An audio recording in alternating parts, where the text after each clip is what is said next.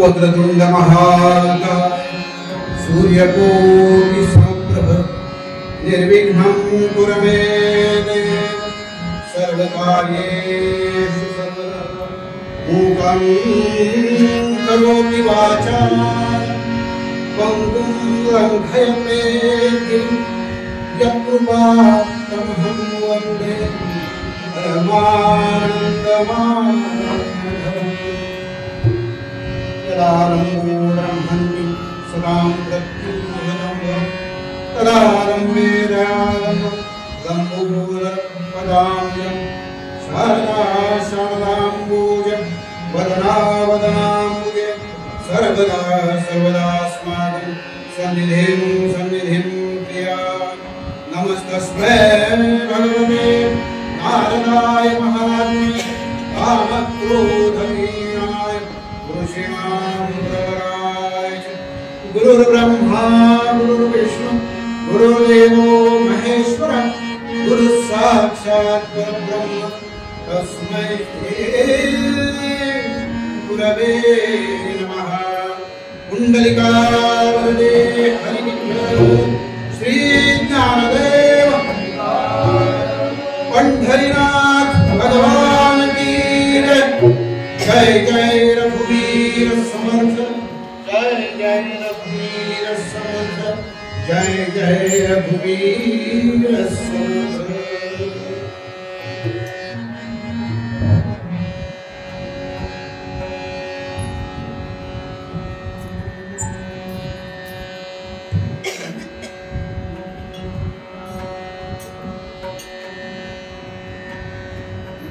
राम कृष्ण हरे जय जय राम राजा राम राम कृष्ण हरे जय जय राम राजा राम राम कृष्ण हरे जय जय राम राजा राम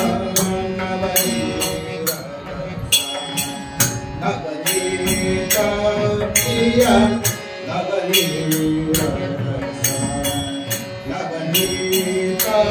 प्रिय नवविनोद विहारी राजा राम कृष्ण हरि जय राम राजा राम कृष्ण हरि जय राम राजा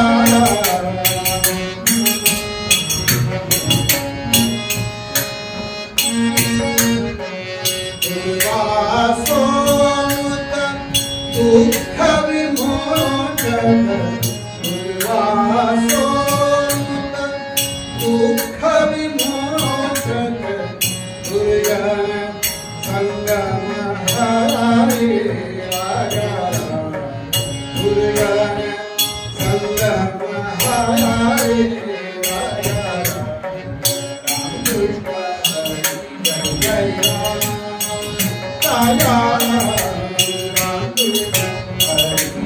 जय राम राजा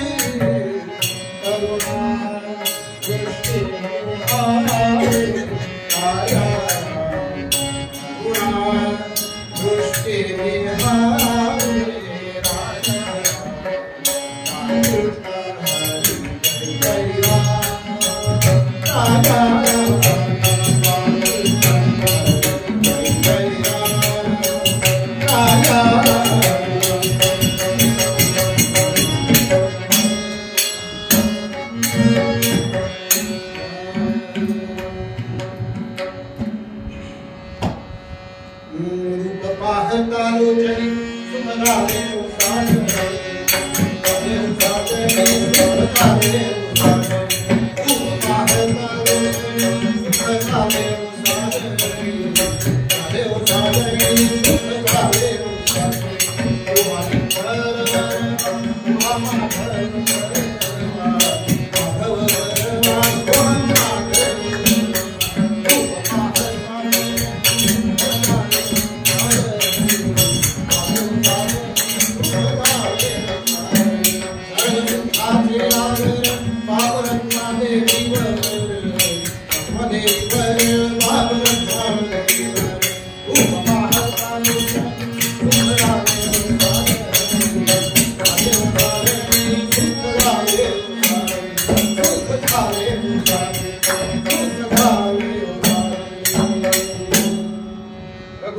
राघव राजा राम पतित पावन सीताराम पति राघव राजा राम पतित पावन सीताराम पति राघव राजा राम पतित पावन सीताराम पति राघव राजा राम पतित पावन सीताराम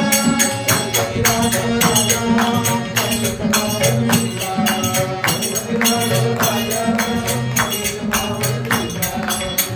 राघव राजा राम पतित पावन सीताराम पति राघव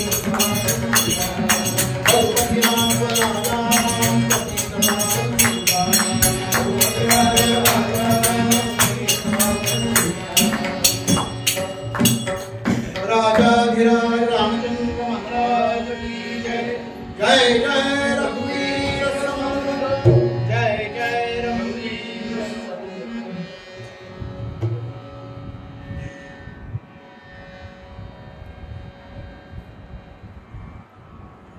ज्यामध्ये ज्या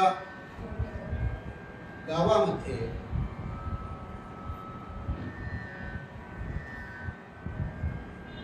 विद्वत जन आहे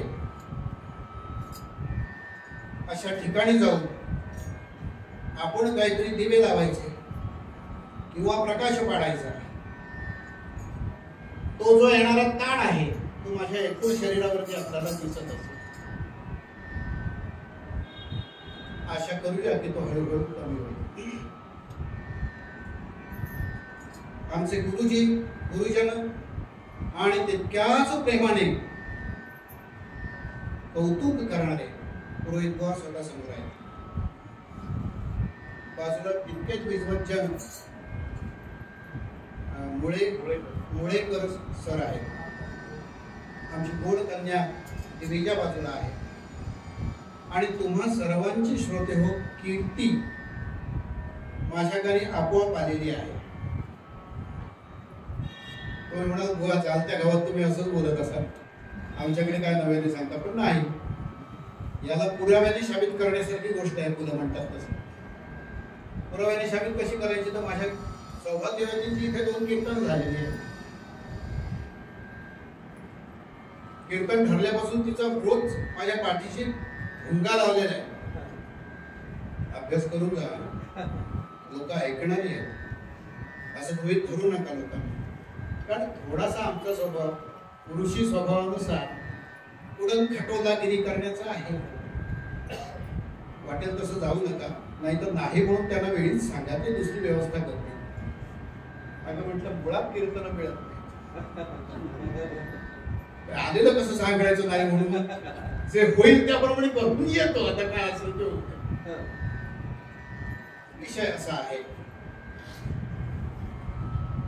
आणि अतिशय आनंद कळल्यापासून झालाय तो आणखीनही एका गोष्टीचा आहे।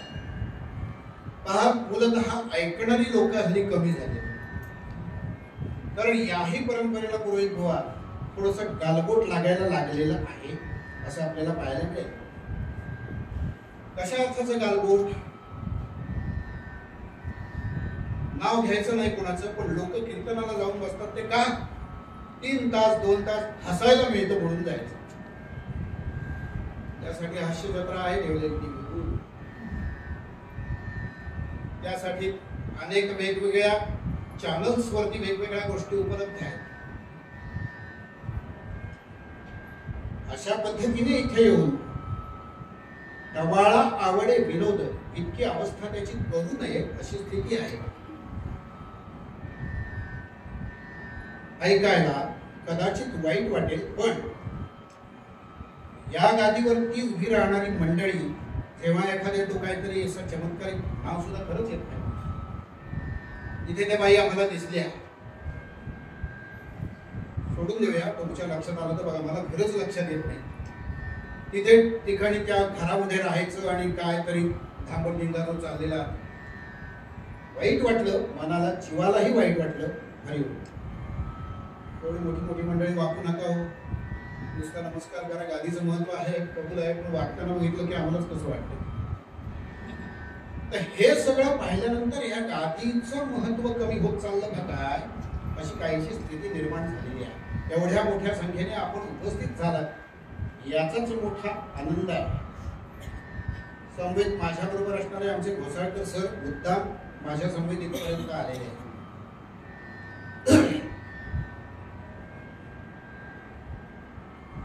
अशा परिस्थितीमध्ये जिथे जिथे कीर्तनाला जातो तेव्हा बुवा कधी एकदा अटकतायत आणि त्या स्पीकरच्या भिंती लावलेल्या असतात, त्याच्यामधून एकदा कधीचा धंगडधिंगा सुरू होतो.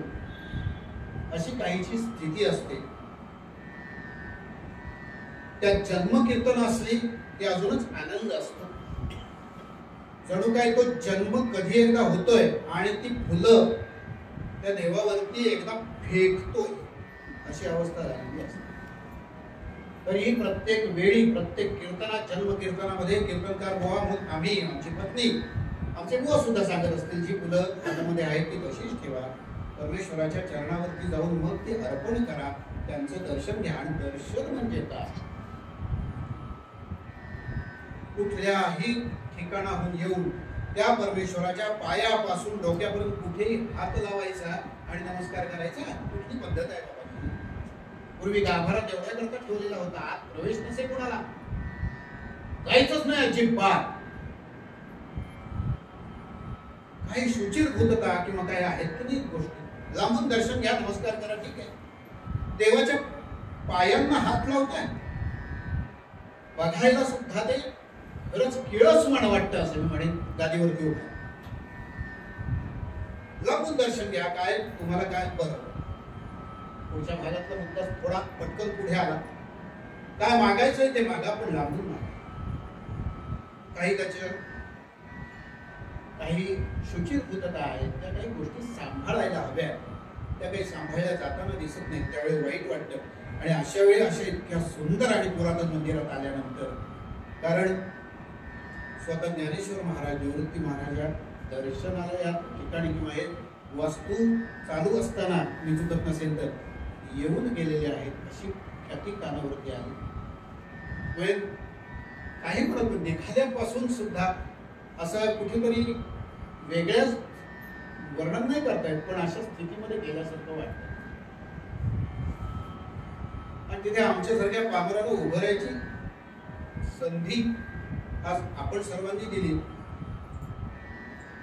पुरोहित बुवांना आमच्या बुद्धी अशा प्रकारची झाली की मी मोकळा झालेलो होतो नोकरीमधून. आता बुवा काय करता, नाही म्हणायला संधी नाही. त्यांचा फोन येता क्षणी हो म्हणून टाकलं. आता काय तेव्हा अशा अर्धवट स्थितीमध्ये आपण सर्वांसमोर उभा आहे. मनाला घडाभर तेल घालून झालेलं आहे.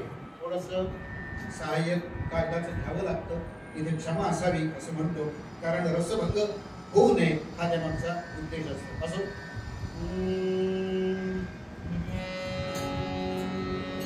मूळ अभंगाला मांडणी करतो आहे, सुरुवात करतो आहे.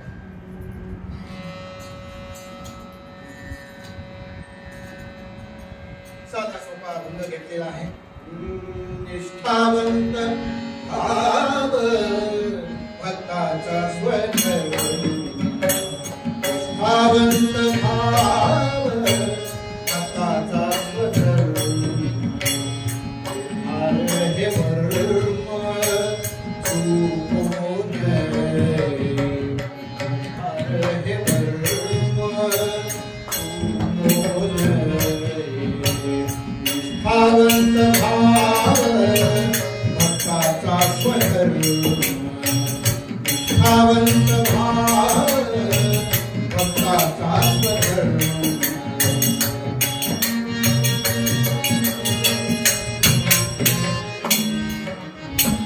निष्काम निष्ठा विठ्ठली विश्वास, निष्काम निष्ठा विठ्ठली विश्वास, निष्काम निष्ठा विठ्ठली विश्वास. पाहू नये वास आणि एकांची, पाहू नये वास आणि एकांची. भावत भाव भक्ताचा स्वधर्म, भावत भाव भक्ताचा स्वधर्म.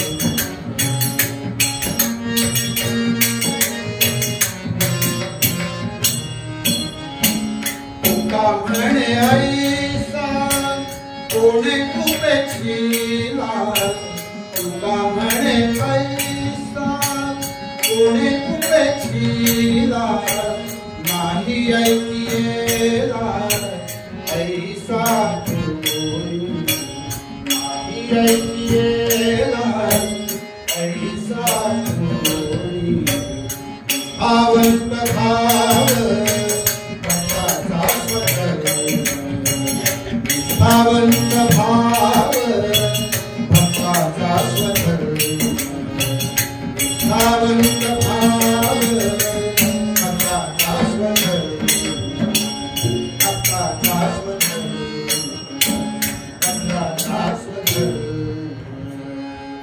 पंढरीनाथ भगवान की जय जय जय रघुवीर समर्थ।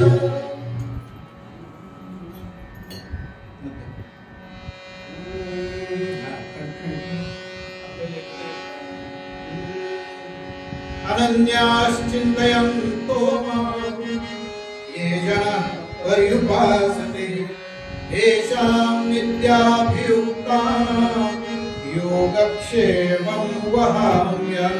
भगवान गोपाल कृष्ण महाराज की जय।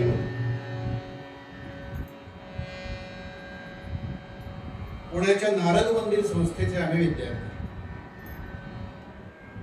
जेव्हा आयुष्यात या कलेकडे वळावं असं वाटलं, योग चांगला की त्यावेळी समोर गुरुजन म्हणून जी मंडळी उभी राहिली त्यात पहिले होते हरिभक्तीपरायण चारुदत्त आपले, विविजा गमतीचा भाजा ऐकडे सारखा थोडस मोकळं बोलणार आहे, आपली परवानगी घेऊन निष्ठावंत भाव याविषयी आपल्याला चर्चा करायची आहे। तुम्हाला मी काही सांगावं असा विषय नाहीये म्हणून वेगवेगळ्या गोष्टी फक्त सांगणार आहे। तरुण वय होतं, साधारण कॉलेजियन विद्यार्थी होतो, पण घरचे संस्कार होते, गळ्यामध्ये जानवं आहे त्यामुळे घरचे संस्कारही चांगले होते। म्हणजे काय होतं, कीर्तन प्रवचन ऐकायला जात होतो क्वचित प्रसंग, पण त्याही पेक्षा नाट्यसंगीत ऐकावं, सुगम संगीत ऐकावं, गायन ऐकावं हे संस्कार होते। त्यावेळी कॅसेटचा जमाना होता, मुलांच्या कॅसेट मिळायच्या, बापूंच्या कॅसेट मिळायच्या, त्या छोट्या कॅसेट भाड्याने मिळायच्या। माझ्या वयाची बरीचशी मंडळी आहेत, थोडंसं मागे नेतो तुम्हाला। माझे वडील त्या कॅसेट घरी घेऊन यायचे आणि आमच्याकडे तो 543 नावाचा नॅशनल पॅनासोनिकचा एक टेप रेकॉर्डर होता। मी देवरुखात राहत होतो रत्नागिरी जिल्ह्यात, आणि रत्नागिरीहून येताना म्हणजे ते नोकरीला तिथे होते म्हणून अपडाऊन करताना येताना त्या कॅसेट घरी घेऊन यायच्या आणि ऐकायच्या। त्याच्या पुढ्यात भक्तिभावाने बसायचो, असा तो टेप ठेवलेला, त्याच्या पुढ्यात त्या ऐकत बसायचं। जुनी हिंदी गाणी पासून सगळं सगळं सगळं ऐकून पाठ झालेलं होतं। श्रवण भक्ती म्हणतात ती ही अशी होती। सांगण्याचा हेतू एवढाच की गाण्यासाठीचा आवश्यक तेवढा काम तयार झालं। मलाही गाणं आवडतं असं आपण जे म्हणतो तसं। अलिबाग मध्ये आमचे गुरु त्यावेळी यायचे, आता गुरु म्हणायचे। त्या हा जसा कॅमेरा लावलाय तसं त्यावेळी तिथे प्रक्षेपण व्हायचं, नवे नवे टीव्ही आलेले होते, काय केबल वरून प्रक्षेपण वगैरे व्हायचं। माझ्या घरात केबल होती आणि त्याच्यावर हे होतं।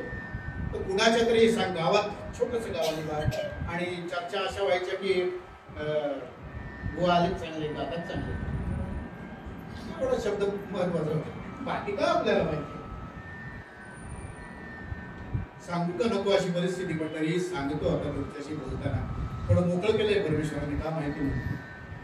टीव्ही समोर लावायचा आणि कीर्तन पण ऐकायचं, तिथं आडवं पडायचं, अक्षरशः 2 उशा घ्यायच्या टीव्हीकडे बघत, कारण बुवांचं गाणं अप्रतिम। आपलं मी काय सांगायला हवं असं तर नाही, सर्व श्रुत आहे। मारे ते ऐकता ऐकता लक्षात आलं गाणं तर श्रवणीय आहे, पण निवेदन पण तितकंच गोड आहे। आडवा जो होतो पहिले 2-3 दिवस तो बसून राहायला सत्य आहे ते सांगतो. आणि तिसऱ्या चौथ्या दिवशीपासून विचारांमध्ये एवढं परिवर्तन आलं की अरे आपण असं आडवं पडून कशा घेऊन आणि हे करून बसणं बरोबर नाही. चला एवढं किती लांब होतं माझ्यापासून सरांना माहिती आहे. आमच्या गोसाळकर सरांना फार फरक 500 पावलं, पण तोही आळस होता. कारण या वयात यात यायचं नसतं म्हणतात. म्हणजे त्या वयात त्यावेळी 20-22 नाही, पण ते पाय ओढले गेले. बघा काय गंमत आहे. ओढला गेलो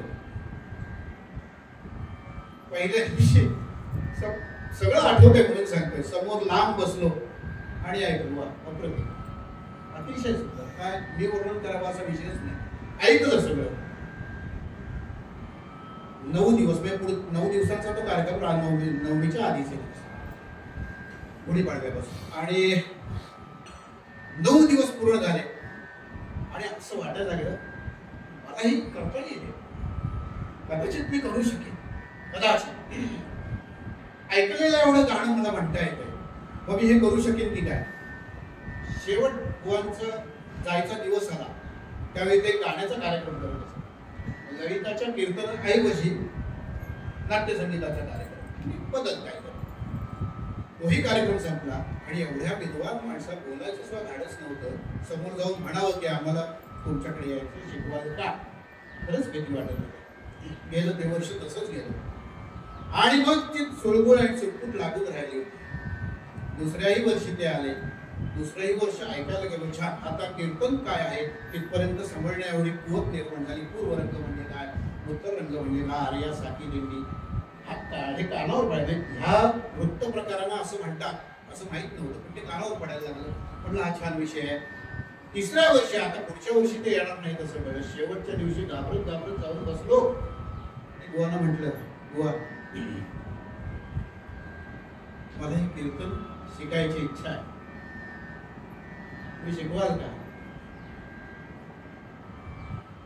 गादीवरती उभा आहे. खरंच माणसाला माहिती म्हणजे किती असा कीर्तनकार हा सर्वश्रुत का असावा, बहुश्रुत का असावा. त्यांनी म्हणाले या काय नाव सांगितलं.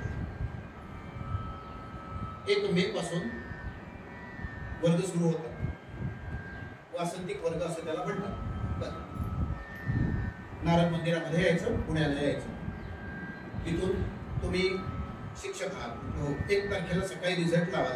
9:30ची औरंगाबाद गाडी पकडायची आणि माझ्या घरी यायचं.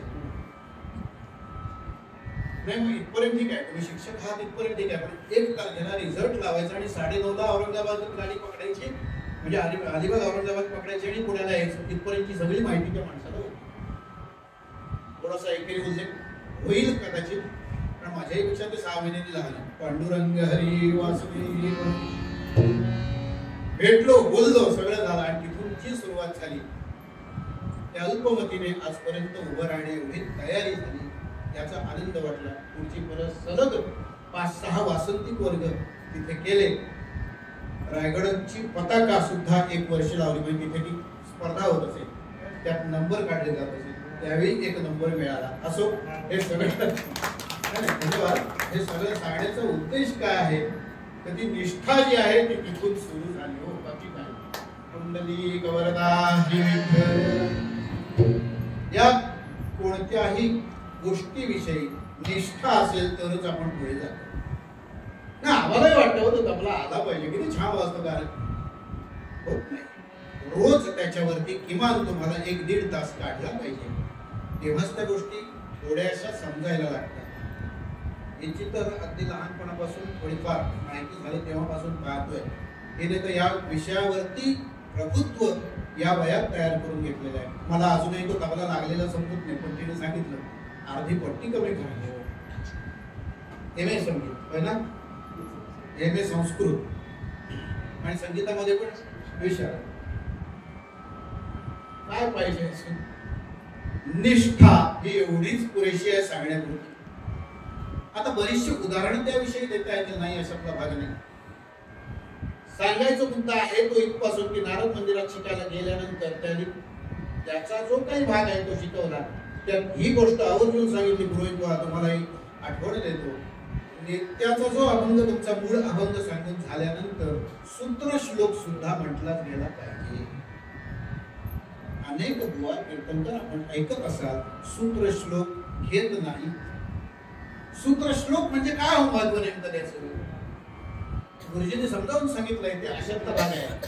बैलगाडी आहे, बैलांना माहिती आहे कुठं जायचंय, रोजचाच त्यांचा तो आहे. काय शेतामध्ये जायचंय, शेणखत आणायचंय, व्हायचंय, काय हे करायचंय, घरी यायचं. मग जर त्यांना हे माहित आहे, सगळं आहे, आपल्यालाही माहित असेल की रात्रीच्या प्रवासाला गाडीवर झोपतो, बैलगाडी घेऊन बैल स्वतः आपापल्या घरी येतात. मग सूत्रश्लोक काय काम करतो? तो कासऱ्याचं काम करतो. म्हणजे काय? जिथे तुमचा विषय आहे तो धरून तो चालण्यासाठी जो कासरा काम करतो. म्हणजे जरा तरी त्याला ओढ दिली, या बाजूला ओढ दिली की बरोबर बाजूला डाव्या बाजूला वळतात, या बाजूला ओढ दिली की तो उजव्या बाजूला वळतो. जे काय आहे ते त्या कासऱ्यामध्ये सगळं काही आहे. त्याला मारायची झोडायची गरज नसते. नुसता कासरा जसा तो बैलगाडीला जागेवर ठेवतो, वळणावर ठेवतो, मार्गस्थ ठेवतो, तसं कीर्तन सुद्धा तुमचं मार्गस्थ होण्यासाठी सूत्रश्लोक आवश्यक आहे. अनन्याश्चिंतयन्तो मां ये जना, एवढ्यासाठी पण सूत्रश्लोक. या सूत्रश्लोकाचा अर्थही बघूया. तोही कीर्तन कलेत सांगितलंय. वेळ आली की तो सांगायचा आहे. आज तुम्हाला मी काय सांगू वेगळं म्हणून सांगतो आहे एवढंच. अनन्याश्चिंतयन्तो मां ये जना पर्युपासते. जे जे अनन्य भावाने माझी भक्ती करतील, निष्ठेने भक्ती करतील, त्यांचं योगक्षेम पाहण्याचं कार्य, त्यांना संरक्षण देण्याचं कार्य मी घडवत असतो. करिता अनन्य भावाने माझी भक्ती कर अर्जुना. हे योगक्षेमाचं जे असं जे चिन्ह आहे ना, त्या LIC वाल्यांचं, ते बहुतेक तिकडनंच आलेलं असावं कदाचित. असं आहे बघा काय LIC वाले कोणी आहे का ते सांगू शकतील. अनन्य भावाने भक्ती म्हणजे नेमकं काय आहे त्याचं काही उदाहरण सांगतो मी पुढे.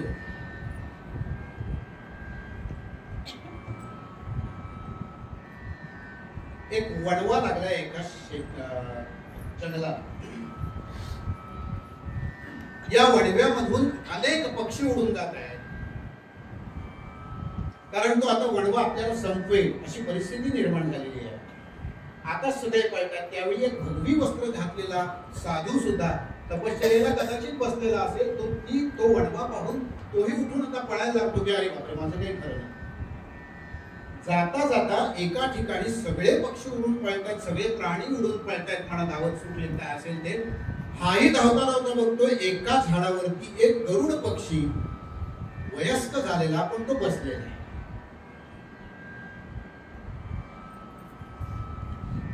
तिथपर्यंत हा पोचला आणि त्या गरुड पक्षाला बघतोय, पक्षीराज अहो उठायचं नाही का? वणवा लागलाय, काही होऊ शकेल. तुम्हाला असं कसं काय बसू शकता तुम्ही? म्हणजे उठा, प्राण वाचायचे हवेत तुमचे, वाचायला नकोत का?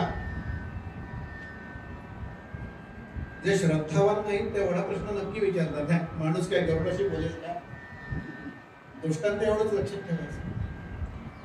त्यांनी त्याला विचारल्यावर त्यांनी एकच सांगितलं, अहो लहानाचं मोठं याच झाडावरती झालं, याच फांद्यांवरती खेळलो, बागडलो, याच झाडाची फळं सुद्धा खाली, अरे विष्ठा सुद्धा याच झाडांच्या पानावरती टाकली. आता जे काही या झाडाचं होईल तेच माझं होईल आणि म्हणून मी उठणार नाही. तुम्हाला उठायचं असेल तर तुम्ही जाऊ शकता. निष्ठा म्हणजे काय यापेक्षा अजून वेगळं काही सांगायला नको.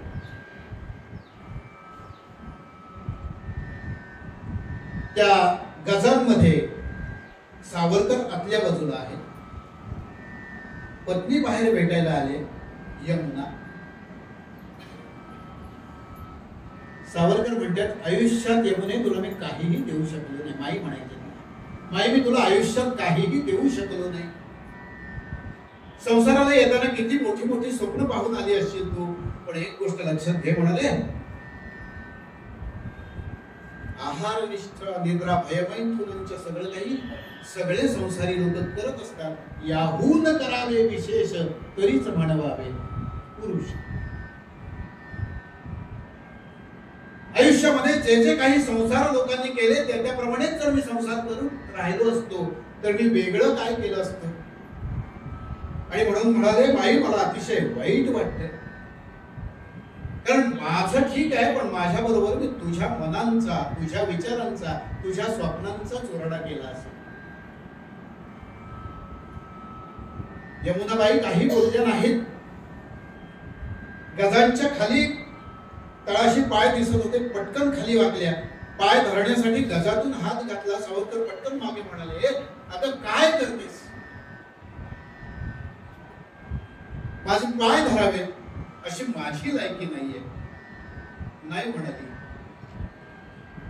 पुढील जन्मी यांच्याशी संसार करताना ह्या चरणांचा विसर होऊ नये म्हणून ते कसे आहेत ते एकदा पाहून घेऊ दे. पतिनिष्ठा म्हणजे काय यमुनाबाईंनी सांगितलं. निष्ठा अनेक प्रकारची असू शकते. देवनिष्ठा, देशनिष्ठा, पतिनिष्ठा, मातृनिष्ठा. मागाचं उदाहरण बघायचं झालं तर हा पक्षी आपल्या झाडावरती ठेवलेली निष्ठा पाहतात. अनेक पक्षी आजकालचे पक्ष्यांचे पक्षी आपल्या निष्ठा कधी बदलतील की नाही हे सांगता येत नाही. कारण हा शब्द आता घासून गुळगुळीत झालाय. बोंद्रे बुवांनी त्याच्यावर भाष्य करावं असा विषय नाही, फक्त तुमच्या जागृती करून दिलेली आहे. असो, हा विषय आपला नाही, त्यावर भाष्य नको. परंतु ही मगाशी सुरुवात जशी केली त्यावेळी ह्या सगळ्या गोष्टी जेव्हा बदलत जातात त्यावेळी नेमकं आमच्या देशाचं काय होणार आहे याची परिस्थिती यासाठी केला होता अट्टहास. ज्या ज्या स्वातंत्र्यवीरांनी आमच्या ह्या देशासाठी जेव्हा बलिदान दिली त्यावेळी आज जे जे काही चाललेलं पाहायला मिळतंय त्यावेळी लांछन वाटतं, एवढं 100%. आपण सहमत असाल यात काही शंकाच नाही. भाष्य करण्याचा माझा विषय नाहीये, पण भविष्यात आज चला तुमची आमची 50शी पूर्ण झालेली आहे, पुढचा भाग आपल्याला दिसतोय काय आहे तो, पण पुढच्या पिढ्यांचं काय होईल याचा विचार खरंच मला याचा वेळ येते अशी परिस्थिती निर्माण झाली. तेव्हा निष्ठावंत भाव, भक्ताचा स्वधर्म,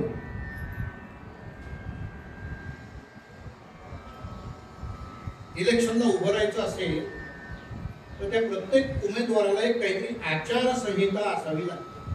त्या आचारसंहितेमध्ये त्याने आपल्याकडे उत्पन्न जाहीर करायचं असतं आणि बऱ्याचशा काही काही गोष्टी असतात. त्याच्यावर मी भाष्य करत नाहीये, सांगायचे काय ते सांगतो. ती जशी आचारसंहिता निवडणूक आयोग उमेदवारांकरता देतो तशी भक्तांची आचारसंहिता काय असावी ते तुकोबा महाराज तुम्हा आम्हाला सगळ्यांना सांगतायत. त्यामध्ये पहिला मुद्दा हाच आहे की निष्ठावंत भाव भक्ताचा स्वधर्म. सन्निष्ठा असणं ही तितकीच गरजेची आहे, नाहीतर करण्यासारखी अवस्था होते हेही लक्षात ठेवा. सन्निष्ठा असणं तितकंच महत्वाचं आहे. फार उदाहरण देणार नाही कारण सगळे श्रोते आहेत आपल्या, सगळ्यांच्या चेहऱ्यावरून मला कळते मला काय विषय मांडायचा आहे तो तुम्हाला लक्षात येईल. त्यामुळे निष्ठा सुद्धा योग्य जागी असेल तर ते आवश्यक आहे. तेव्हा निष्ठावंत भाव, भक्ताचा स्वधर्म ही आचारसंहिता आपल्याला घालून दिलेली आहे तुकोबा महाराजांनी. आणि मग ते असं म्हणतात की जर असा भक्त कोणी असेल त्याची उपेक्षा परमेश्वराकडून झाली असं आम्हाला कधी पाहण्यात येत नाही. निर्धार आहे वर्म चुकवणे. मला एक कथा आठवते, कविता आठवते. पुरोहित बुवांना कदाचित आठवेल किंवा समवयस्क आहोत आपण, शिकलेली कविता आहे. ओ कॅप्टन माय कॅप्टन. पटकन बोलता बोलता ओ कॅप्टन माय कॅप्टन नावाची आम्हाला एक कविता होती. कदाचित मी त्यावेळी 12वीला असेल. त्या कवितेत विषय एवढाच होता की बाप आणि मुलगा होडीतून चाललेले आहेत आणि त्या होडीचं सुकाणू त्या मुलाच्या हातामध्ये त्यांनी दिलेलं आहे. आधी ते आपल्या हातात, पण अचानक त्या समुद्रामध्ये लाटा उसळतात, वादळ सुरू होतं, समुद्रीय लाटांचं वादळ सुरू होतं. आणि हे वादळ सुरू होताना आता बापाच्या लक्षात आलं की काही केलं आपण वाचू शकत नाही. म्हणून काय आता हा बैल म्हणजे चला आता मरणार. अरे वा छान, हे नाही होणार. वाचायचं आहोत तो म्हणाला माझं काही झालं तरी चालेल, माझं पोरगं तरी वाचू दे. सगळ्यांची आपली इच्छा तीच असते, आमचं काय व्हायचं ते आता होऊ दे पण मुलाचं. म्हणून त्यांनी त्याला एकच सांगितलं बापाने, तोही तयार झालेला होता, कोळ्याचाच मुलगा होता. सुकाणू तू सांभाळायचं, ते कसं सांभाळायचं त्या मुलाला व्यवस्थित माहिती आहे. शेवटपर्यंत ते सोडायचं नाही. जर हे तू सोडलंस तर आपण बुडालो हे निश्चित समजून जा. आता त्या बोटीला भोग पडलेला आहे, त्या नावाडीच्या नावेला भोग पडलेला आहे, त्यात पाणी भरायला लागलं आणि ती बोट फुटणार. म्हणून त्यांच्याकडे ते पूर्वी असा एक डबा असायचा आणि त्या डब्याच्या माध्यमातून ते सगळं पाणी असं बाहेर फेकायचं. जेवढी ती मोकळी राहील तेवढी ती वर तरली. आणि त्याच वेळी तो त्याला मार्गदर्शन करतोय, आता सुकाणू असं आलं किंवा काय, तोही मुलगा तयार आहे, पण ते सोडून कालांतराने परिस्थिती अशी निर्माण होती. बोटीतील पाण्याचा फवारा एवढा वाढला जातो की तो बाप एकला जातो, तो परत त्याच्या बोटीपाशी येऊ शकत नाही. बापाचं निधन तर 100% झालं. काही वेळाने बोटी सकट तो मुलगा सुद्धा मृत अवस्थेत लोकांना सापडतो, पण हातामधला सुकाणू कायम त्याने सोडलेला नाही. हे निष्ठा आहे, हे पितृनिष्ठा आहे. बापाने सांगितलंय काही झालं तरी सुकाणू सोडायचं नाही. निष्ठावंत भाव काय असले पाहिजेत आणि कसे असायला हवेत याची काही उदाहरणं आपल्यासमोर मांडलेली आहेत. सहज सुचलं अजून एक उदाहरण देता येईल. ध्रुव बाळाला त्याचे वडील सातत्याने सांगतात की हे काय करतोस तू, हे सगळं सोडून दे आणि माझ्या बरोबर राज्य करायला सुरुवात कर.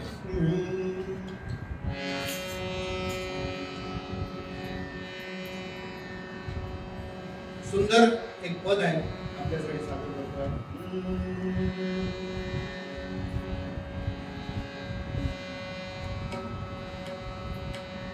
तो नारायणाचं नाव घेत बसलेला ध्रुवबाळ आहे आणि त्याचा बाप त्याच्याशी सांगतोय की अरे हे वय नव्हे, या वयात ह्या गोष्टी तू न कराव्यास, यापेक्षा मी सांगतो ते धडे गिरव, तू लोकांवरती राज्य करतील, आपलं राज्य सांभाळू शकशील. पण तो त्यांना एकच उत्तर द्याव, चल ये माझ्या बरोबर म्हणून तो सांगतो. त्या नारायणाच्या मागे लागू नकोस, ते नामस्मरणाचा धंदा सोडून दे आणि मी सांगतो त्याप्रमाणे कर. नको जाऊ देईन एक गाव, नको जाऊ देईन एक गाव. काही प्रलोभन तो त्याच्या पुढे ठेवतो आहे. बाप त्याला सांगतोय नको जाऊ, एक गाव देईन तुला. नको जाऊ देईन एक गाव, नको जाऊ देईन एक गाव. ध्रुव पोले देईल देवराव, ध्रुव पोले देईल देवराव. नको जाऊ देईल एक गाव, ध्रुव पोले देईल देवराव. पाच गावे तिथली हिरवाने, पाच गावे तिथली हिरवाने. ध्रुव पोले देईल रमारण्ये, ध्रुव पोले देईल रमारण्ये. नको जाऊ देईल देवराव.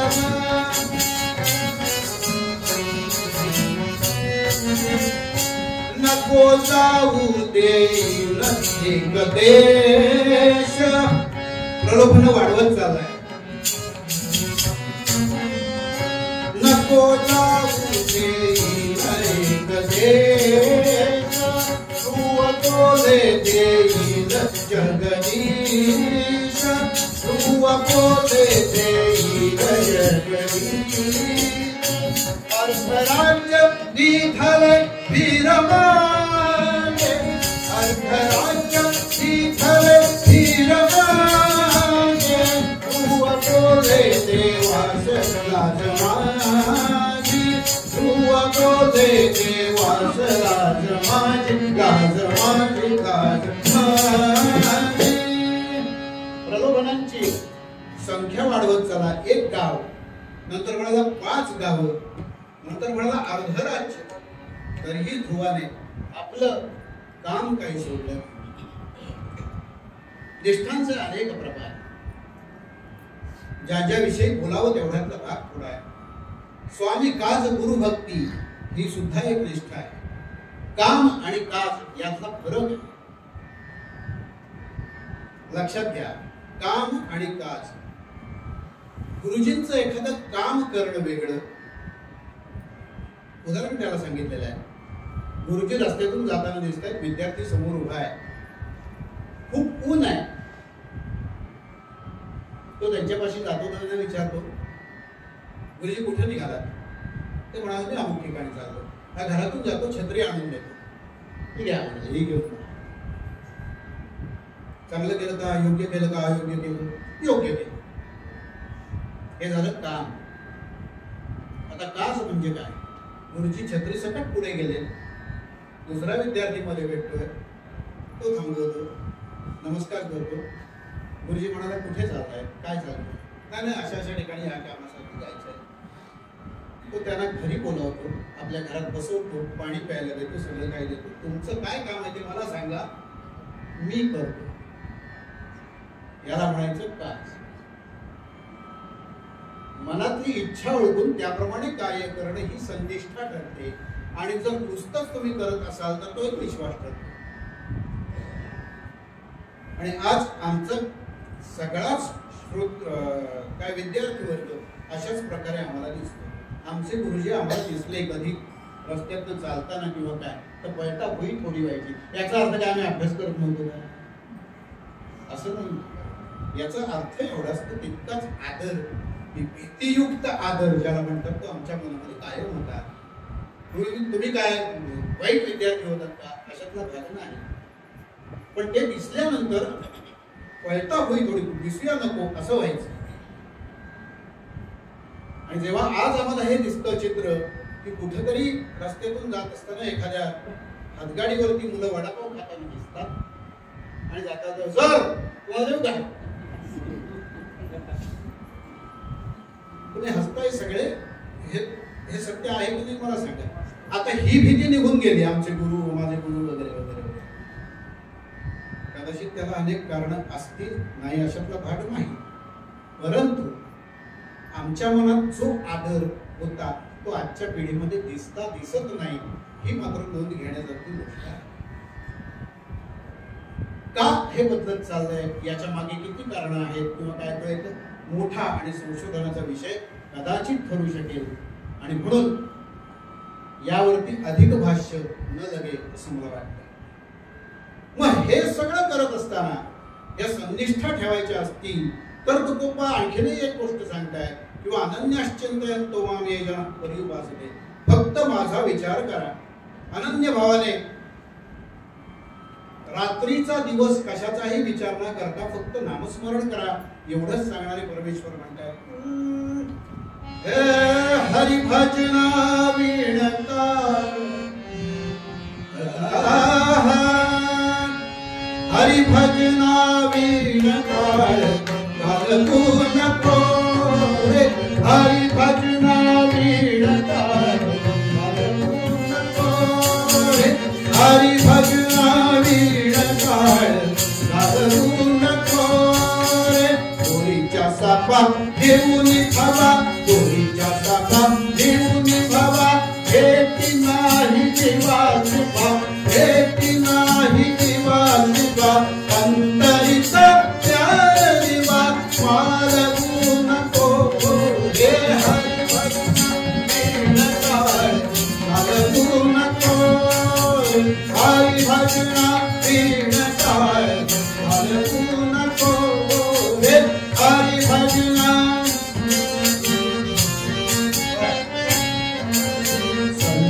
संगतीने उमज, संगतीने उमज. आणूनी मनी पुरते समज, आणूनी मनी पुरते समज. संत संगतीने उमज, संत संगतीने उमज. आणूनी मनी पुरते समज. अनुभव वीणमान, अनुभव वीणमान. हलवू नको हे. हरि भजना काय लागू नको रे हरी भजना हरी भजना हरी भजना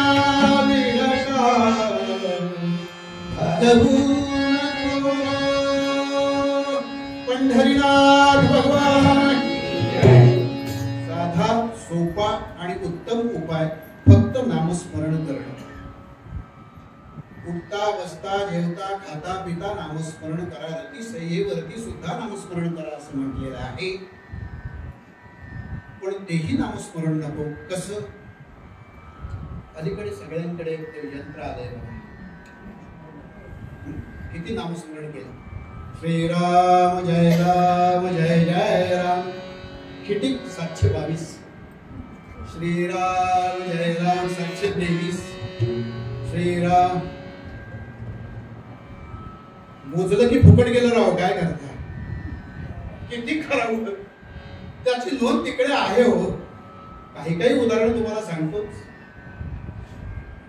कुलकर्णी आडनाव होतं, कलियुगातलं उदाहरण. कुलकर्णी आडनावाचे कोणी गृहस्थ होते. हार्ट अटॅक आलेला होता म्हणून ऑपरेशन करायला लागणार आहे. काय ओपन हार्ट OHS म्हणून त्यांना त्या ऑपरेशन टेबलवरती घेतलं. वो आहे का गमतीदार गोष्ट आहे. डॉक्टरांचं पॅनल उभं राहिले, छातीत फाडली ते सगळं हनुमंतासारखे आणि आतमध्ये बघितलं. खरंच त्याला श्रीराम जयराम दिसला. आपल्याला होणारा भरम असेल म्हणून सोडून दिलं. त्यांनी त्या डॉक्टरनी घडलेली कथा आहे, खोटं नाही सांगत आहे. त्यांनी तो स्टेथा लावला कुठे कुठे का आणि त्या स्टेथामधून म्हणे ऐकू यायला लागलं श्रीराम जय जय. चकित झाले. माझे कान बधीर झाले असतील असं त्यांना वाटलं म्हणून त्यांनी उचललं दुसऱ्यांना दिलं. तुम्ही जरा ऐकून बघा तुम्हाला काय ऐकू येते. नाही हेही सांगितलं नाही की श्रीराम जयराम. त्यांनी कानाला लावलं. तो चकित झाला. ते म्हणाले श्रीराम जयराम ऐकू येते. येतंय ना? होय. तिसऱ्या डॉक्टरच्या कानात दिला. त्यांनी ऐकला श्रीराम जयराम ऐकू येत आहे. सगळं पॅनल चकित झालं. ते अख्खं जे काही उभं असतं ते. ऑपरेशन थिएटर बाहेर मुलगी उभी होती. गेले मुलीकडे. निष्ठावंत भाव याशिवाय बोलतोय.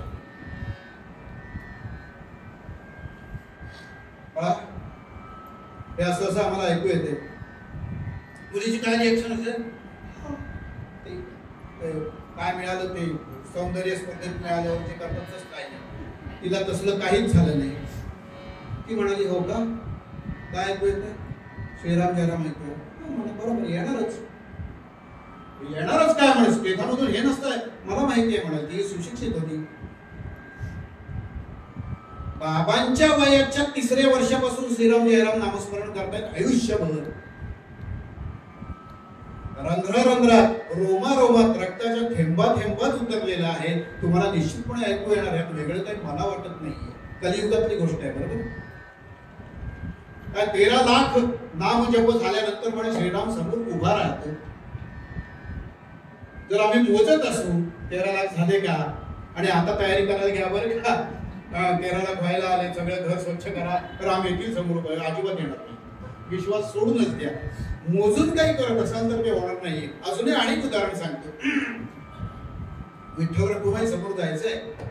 तुळशीच्या माळा गळ्यात घालायच्या आहेत. बाहेरून विकत घाला घ्या आणि इथे घाला. काही उपयोग नाही.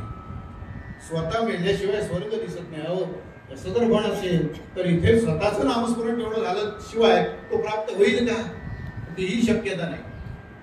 भटजी म्हणतात किंवा ज्योतिषकार म्हणतात की तुम्हाला एवढा हा जप करावा लागेल. तो म्हणतो अहो मी ऑफिसला जातो सकाळी उठून. कसा काय जमायचा? निष्ठावंत भाव याच्याविषयी बोलतोय. तुम्हाला सगळं कळतंय. तो म्हणे तुम्ही एक काम करा ना. जप तुम्हीच करा. काय लागेल ते मी देतो तुम्हाला. त्याचं तुम्हाला अहो असं नसतं. हा आतून आपल्याकडून व्हावा लागतो. स्वतःकडून जेव्हा होईल तेव्हाच तो प्राप्त होणार आहे. तेव्हाच तुमच्या इच्छा पूर्ण होतील कदाचित. तो सुद्धा अतिशय मनापासून आतून म्हणजे आधी म्हटलं त्याप्रमाणे कुलकर्णी सारखं मनातून आतून सगळं व्हावं लागतं तर तो प्राप्त होईल कदाचित. परत कदाचित आहेच. कारण त्याला कंसातलं वाक्य हे की स्वतः आतून होणं गरजेचं आहे. निष्ठावंत भाव भक्ताचा स्वधर्म असला पाहिजे. तो स्वधर्म जेव्हा होईल तेव्हा कदाचित तो प्राप्त होईल. एक मानवाला बघा काय असेल ते, पण याचे एवढे काय किती कोटी करायचं तो करा, किती खर्च येईल तुम्हाला सांगा. ते म्हणाले बरं करतो. त्याने तो जप पूर्ण केला. त्या जप केल्याचा फायदा गुरुजींना झाला. हा आहे तिथेच राहिला.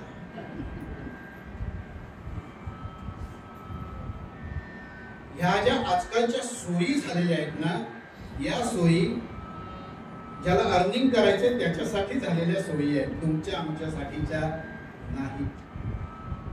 नका करू, चालेल, पण हे असं परस्पर चुकीचा शब्द तोंडात येत होता, पण तो नाही विचार. अशा पद्धतीचं काही नका करू. नाही केलं तरी चालेल. जर जमणार असेल तरच करावं, अन्यथा करू नये.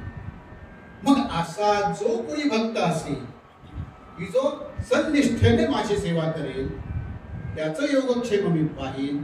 आणि असा जो कोणी भक्त असेल त्याची कधीही उपेक्षा परमेश्वराकडून झालेली नाही, असं तुकोबा आपल्या चरणामध्ये सांगतायत, अभंगामध्ये सांगतायत.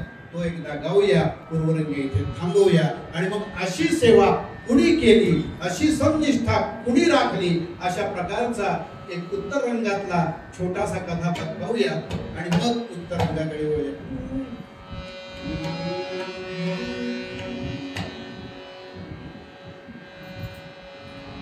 निष्ठावंत भाव भक्ताचा स्वधर्म, निष्ठावंत भाव भक्ताचा स्वधर्म, निर्धार हे पर्व चुको नये, निर्धार हे पर्व चुको नये.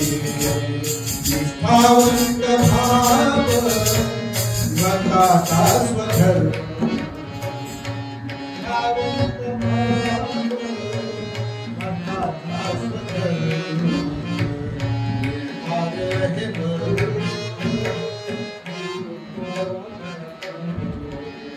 तुका म्हणे ऐसा कोणे उपेक्षिला, नाही ऐकिला ऐसा कोणी.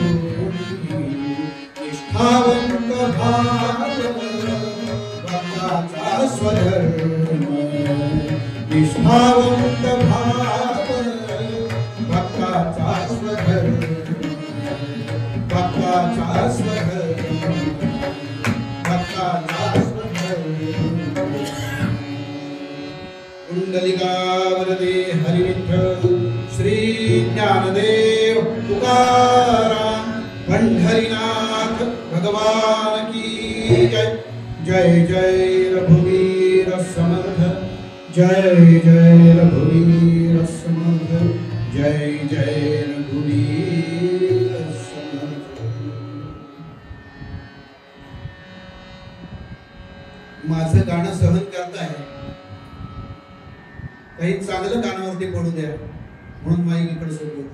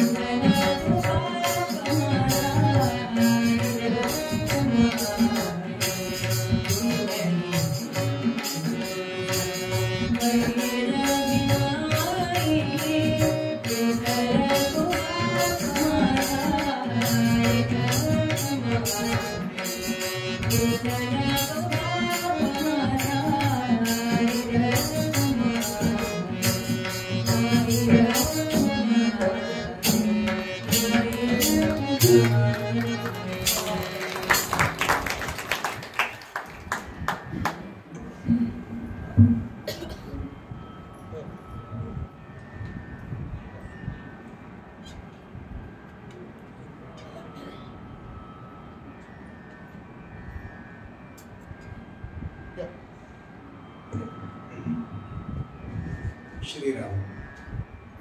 आज ज्यांची कीर्तन सेवा आहे, मग असे त्यांनीच उल्लेख केला, त्यांच्या सौभाग्यवती 2 वेळा इथे सेवा करून गेल्या होत्या. त्यांचा योग येत नव्हता कारण ते शाळेमध्ये शिक्षक म्हणून सेवारत होते. आत्ताच 31 जानेवारीला ते सेवानिवृत्त झाले. आम्ही वाटच पाहत होतो कधी निवृत्त होत आहे. त्यांच्यावर शाळेची जबाबदारी सांस्कृतिक विभागाचीही असायची. हरिभक्तीपरायण संतोष पोहा बोंद्रे अलिबाग. आणि मी आवर्जून उल्लेख करतो की विसोबा बापटांच्या बाबतीत एक कार्यक्रम असतो त्यांचा की कुटुंब रंगलंय काव्यात. यांच्या बाबतीत कुटुंब रंगलंय कीर्तनात असं आहे. संतोष पोहा स्वतः कीर्तनकार, सौभाग्यवती श्रुतीताई त्या कीर्तनकार आणि समंत हा त्यांचा चिरंजीव हाही कीर्तनकार, बाल कीर्तनकार आहे. त्यामुळे कुटुंब रंगलंय कीर्तनात अशी परंपरा. मगाशी त्यांनी उल्लेख केल्याप्रमाणे पुण्याच्या नारद मंदिराचे विद्यार्थी आणि अलिबागमध्ये सांस्कृतिक विभागामध्ये सतत कार्यरत असणारं असं हे कुटुंब.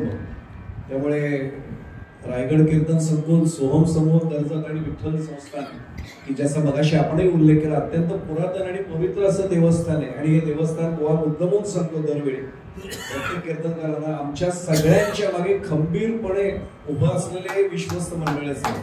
त्यामुळे खूप यांचे मदत फार मोठ्या प्रमाणात होते. त्यामुळे त्याचाही आवर्जून उल्लेख करतो. डाव्या बाजूला तर देवीच्या दरवेळी आपल्याला असते, पण आज उजवीकडे एक अजून वैशिष्ट्य आहे की खरं म्हणजे पत्रकार म्हणून ते सगळ्यांना जास्त माहिती आहे. खालापूरचे आणि कर्जतचे जावई आहेत, आपल्या बोगटेंचे जावई ते खरे, त्यामुळे कर्जतचे जावई आज आपल्या बरोबर इथे साथीला बसलेले आहेत. रायगड जिल्ह्यातल्या ज्येष्ठ पत्रकारांपैकी ते एक पत्रकार आहेत. सकाळमध्ये त्यांनी अनेक वर्ष काम केलेलं आहे आणि फोटोग्राफीचा उत्तम छंद म्हणजे गीरच्या अभयारण्यामध्ये त्यांच्याकडे कधीतरी आवर्जून खालापूरला जमलं तर जा. सिंहाचे किती वेगळ्या वेगळ्या प्रकारच्या मुद्रा असलेले फोटो त्यांनी तिथे काढले तेही लक्षात येईल. आवर्जून उल्लेख करेन, त्यांना थोडा संकोच वाटला तरी मी त्यांचा मित्र म्हणून आवर्जून उल्लेख करेन.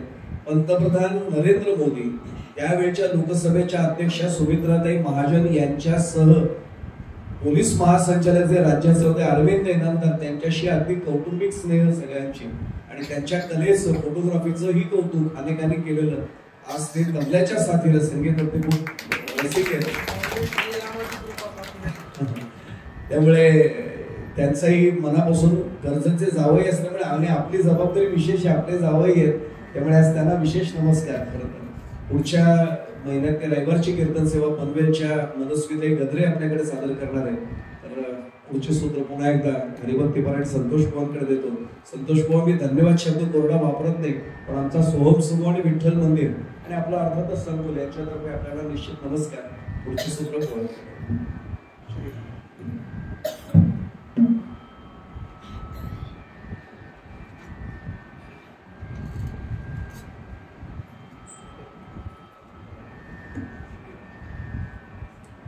श्री राम जय राम जय राम.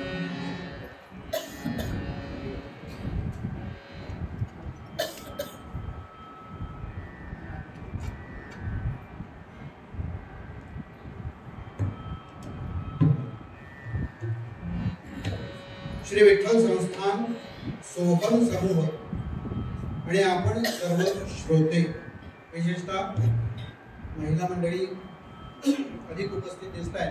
आता भगिनींना मनस्पूर्वक नमस्कार करतो आहे.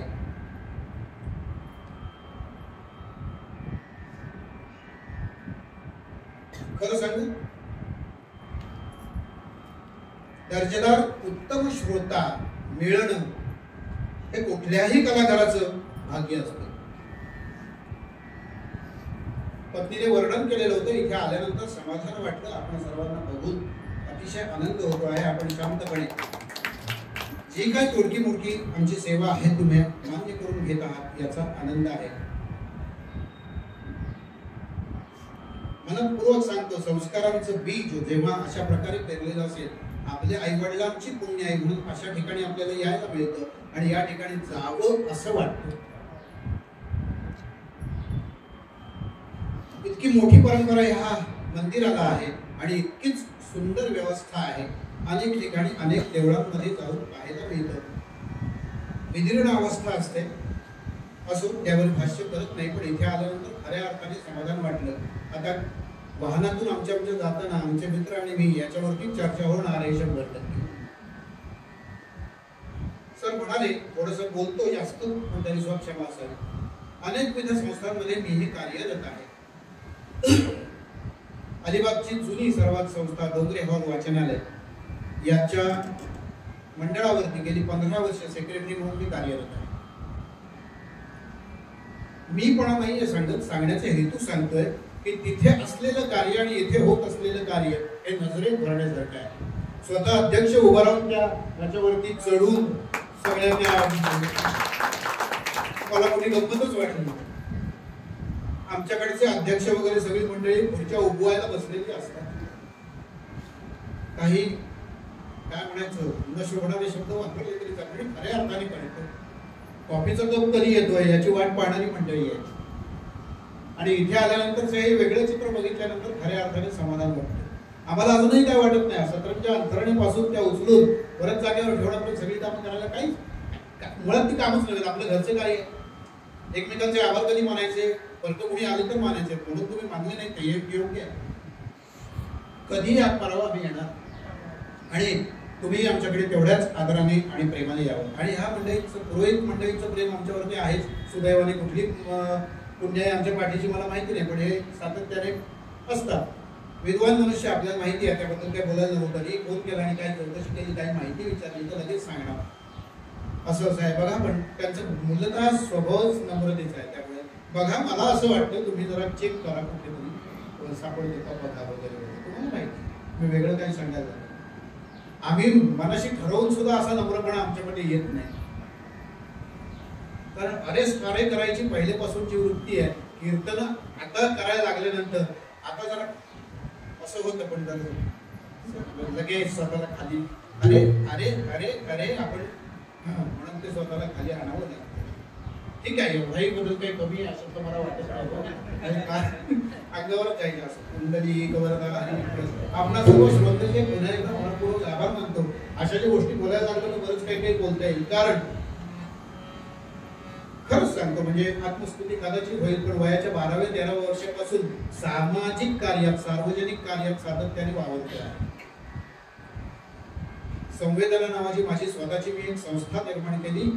ज्या नाट्य संस्था होती ती, त्या नाट्य संस्थेच्या माध्यमातून अनेक सांस्कृतिक कार्यक्रम केले, अनेक नाटकं बसवली, सादर केली. काय म्हणतात एकांकिका 6 नाटकं 3 अंकी सादर केली, राज्य नाट्य स्पर्धा गाजवल्या, त्यानंतर एकपात्रीच्या स्पर्धा, सगळं काही केलं. हे सगळं करत असताना माणसांच्या खांद्यावरती हात ठेवल्यानंतर त्यातला जो उबदारपणा आहे ना तो जाणवतो की खऱ्या अर्थाने तो आहे का, तरच ते कार्य तडीस जातं, नाहीतर का अंगावर घेतलं अशी जो म्हणायची परिस्थिती आहे. आता तर कार्यकाल आणि सगळंच बदलत चाललंय. हे सगळं होत असताना आजही ही परंपरा इथे चालू आहे आणि यासाठी आपण सर्वांना पुन्हा एकदा शुभेच्छा देतो, मनपूर्वक धन्यवाद मानतो. मला फार काही येत आहे अशातला भाग नाही, आवड वाटत नक्की आणि तेवढी पुरेशी आहे असं मला वाटतं. तुम्ही समजून घेणार आहात, त्यामुळे भगवंताचं नामस्मरण करूया आणि पुन्हा एकदा उत्तरांच्याकडे पांडुरंग हरी जय जय पांडुरंग हरी, पांडुरंग हरी जय जय पांडुरंग हरी, पांडुरंग हरी जय जय पांडुरंग हरी, पांडुरंग हरी जय जय पांडुरंग हरी, पांडुरंग हरी जय जय पांडुरंग हरी. कुंडली कवरदा हरी विठ्ठल श्री ज्ञानदेव तुकाराम पंढरीनाथ भगवान की जय.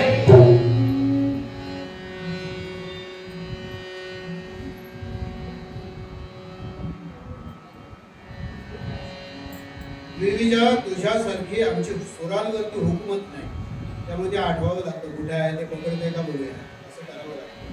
क्षमा करतो म्हणजे काय चाललंय बोलामध्ये, कारण जवळ आहे तिला सगळं कळते काय चाललंय. पण एक गोष्ट आहे, ही मंडळी कुणी तक्रार करत नाही. ही दोघंच असं नव्हे, कुणी काय चाललं ते चालू आहे, पण बुवाला हे येत नाही असं नंतर कुणी सांगत नाही, तोपर्यंत आमचं बरं चालतं.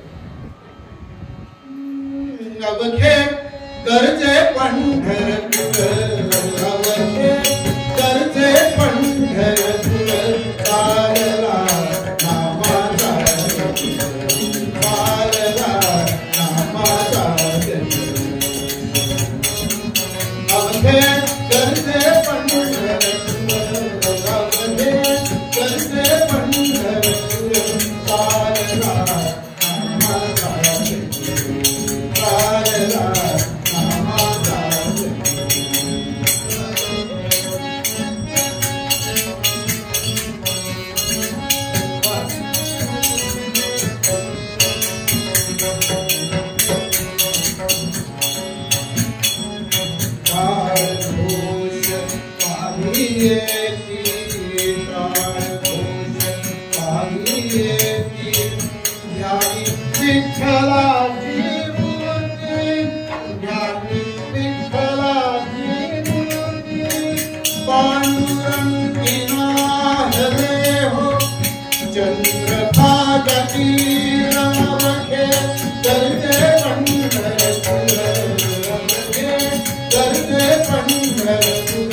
चालला नामाचा.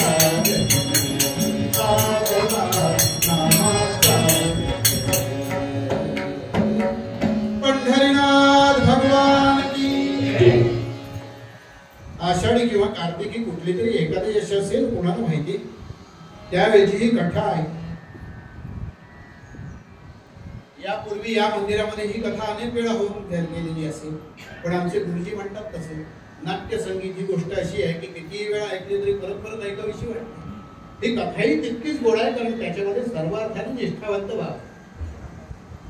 ही कथा ऐकल्यानंतर आपण पुन्हा एकदा पुनःप्रत्ययाचा आनंद आपल्याला कदाचित मिळू शकेल, म्हणून ही कथा ऐकवतोय. अवघे गरजे पंढरपूर. का? दर आषाढी कार्तिकी एकादशीला पंढरपुरात यात्रा होते आणि या यात्रेकरता अनेक मंडळी जमलेली आहेत. आणि अशा वेळी अवघे गरजे पंढरपूर चालला नामाचा. पंढरपूरच्या त्या विठुरायासमोर सर्वजण मनपूर्वक नतमस्तक होता आणि त्याच्याकडे ती पायधूळ कपाळी लावून अतिशय आनंदित मनाने शांत वृत्तीने आपापल्या घरी जात असत. अशाच कुठल्या तरी आषाढी किंवा कार्तिकी एकादशीचा तो दिवस होता आणि यात्रा म्हटलं की हौशे नवशे गौशे सगळेच त्या ठिकाणी येतात. हौशे आमच्या वर्सोलीला विठोबाची यात्रा भरते. काय तुडुंब गर्दी, 5 दिवस पाऊल ठेवायला जागा नसते. दरवर्षी तिथे प्रेमाने जाणारी लोक आहेत. आम्हीही जात होतो. कुठे गेले आमचे श्लोक? बरोबर आहे ना? जात होतो. मग आता का नाही जात? त्याचंही कारण सांगतो. हौस संपली नाही, निष्ठा संपली अजिबात नाही. घडू नये ते घडतं म्हणून जावं असं वाटत नाही. ही गोष्ट तर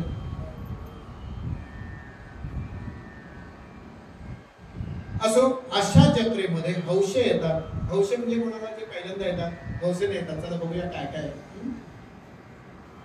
ते येतात. नवशे येतात. पुढल्या वर्षी अमुक झालं ना तर अमुक अमुक देईल, सोन्याची लंगोटी देईल. ती कथा आपण सर्वांना माहित असेल.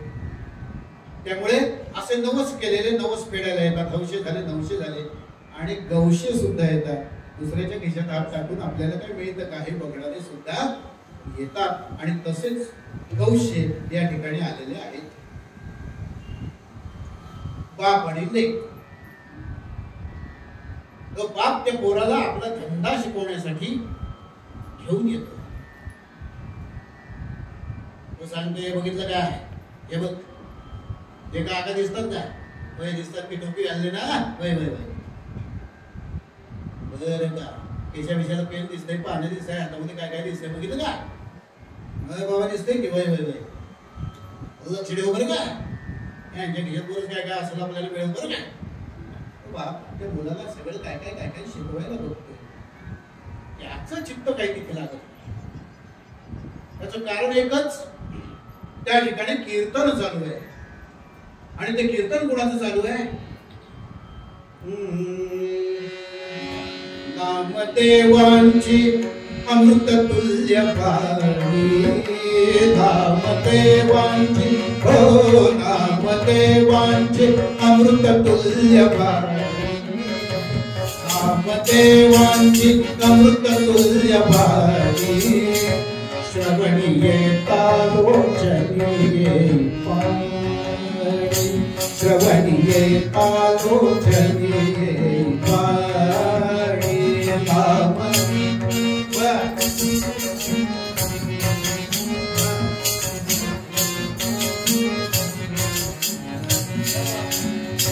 श्रवणीये तालोचनीये पाणी, स्वये श्रवणासी कैट भारी, स्वये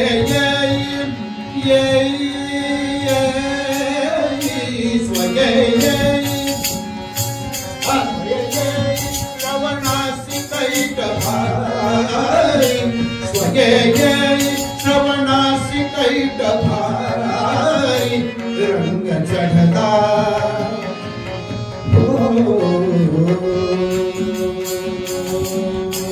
रंग चढ़ला कई कीर्तनासी भारी, रंग चढ़ता कई कीर्तना भारी. नामदेवांची हो नामदेवांची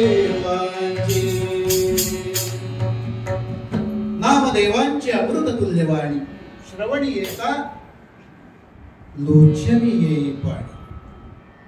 पूर्वीचं कीर्तन हे देवासाठी असायचं म्हणून लोचनामध्ये पाणी यायचं. आणि आम्ही आजकालचे कीर्तनकार बुवा लोकांना कसं छान वाटेल, त्यांच्या चेहऱ्यावरती आनंद कसा बसलेल यासाठी कीर्तन करतो. निष्ठावंत भाव हे चालू आहे. नामदेवांचे अमृत तुल्यवाणी श्रवणी येता लोचनी येई पाणी. स्वये येई श्रवणासी कैट भारी पांडुरंग. जराबाईने वर्णन केलंय, नामदेव कीर्तन करी पुढे नाचे पांडुरंग. होय, प्रत्यक्ष पांडुरंग समोर येऊन नाचत असत.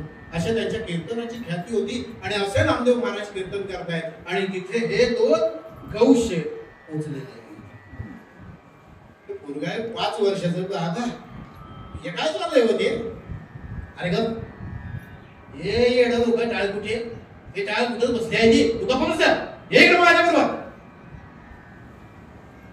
खूप रागाने त्याला असं जवळ ओढून घेतोय, पण त्याचं चित्तच मुळे तिकडे लागलेलं आहे ना. ते बाबाचा पदर करते काय ओढते धरून बाबा हे काय वाजवत्यात, त्याला काय म्हणतात? आता ते भांडी गोठ्यात तुझे माझ्या बरोबर इकडे. तो त्याला हर तऱ्हेने ओढायला बघतोय आणि हा जितका ओढतोय तेवढं पण त्याचं त्या नामदेवाच्या कीर्तनामध्ये लागतंय. त्याचं कारणच कसं आहे, स्वये श्रवणासी कैट भारी रंग चढला रंगच त्या कीर्तनाचा तसा आहे. तिथे गेल्यानंतर जो ऐकेल त्याचे श्रवण तृप्त होत आहे. आणि अशा वेळी तोही तिथे जातोय, कारण मनामध्ये कुठे ना कुठेतरी ती भक्ती, ती निष्ठा पेरली गेलेली आहे. बाप त्याला या सगळ्यापासून ओढायला बघतोय, तो पण काही यायला तयार. आणि काय घडावं, तो जिथे जाऊन बसला, बापाचा हात त्याने हळूच सोडला आणि हळूच एका ठिकाणी जाऊन बसला. आता बापाचं लक्ष आहे सगळीकडं. कोण दिसतोय, कोण ताकदवान आहे, कोण घरी जाताना दिसेल ह्याला कसा लुटूया, काय करूया, याने बैलगाडी आली. अहो प्लॅनिंग लागतो प्रत्येक गोष्टी. चोरी करायची म्हटली सुद्धा तरी सुद्धा प्लॅनिंग लागतं. ते जर नसेल तर तुम्ही सापडणार आहात. याचा वाटमारीचा धंदा पहिल्यापासूनचा आहे, अनेक वर्षांचा आहे, PhD आहे त्यामध्ये. तुझं विचारात ठेव बाजूला, PhD आहे, डॉक्टरेट आहे. त्यामुळे आजपर्यंत तो हयात आहे आणि कोणाला सापडलेला नाही, याचा अर्थच तो आहे. PhD आहे. कोण कसा कसा काय करता येईल ह्याच्या हातून तो कधी सुटला त्याचं लक्ष नाही, कारण याचं लक्ष दुसऱ्या सावजावर आहे. आणि हे सावज आहे आणि ते सावज शोधतंय. हा बरोबर. तो जिथं बसला तिथे जे बाजूला बसले होते त्यांच्या मांडीला स्पर्श केला. दाद्या हे वाजवते, ते काय वाजवते, त्याला काय म्हणतात? तो नेमका स्पर्श ज्याला केला ते होते ज्ञानदेव.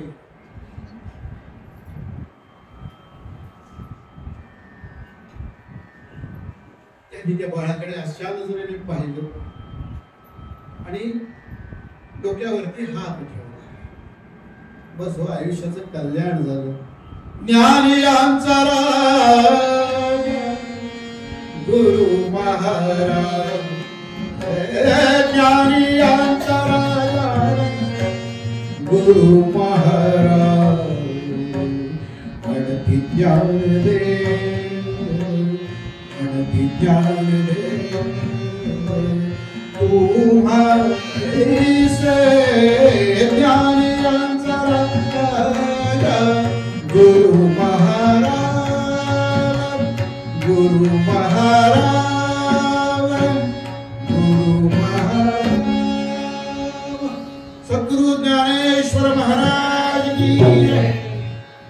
आयुष्याचं कल्याण झालं, तक्षणी झालं, स्पर्शामध्ये ताकद.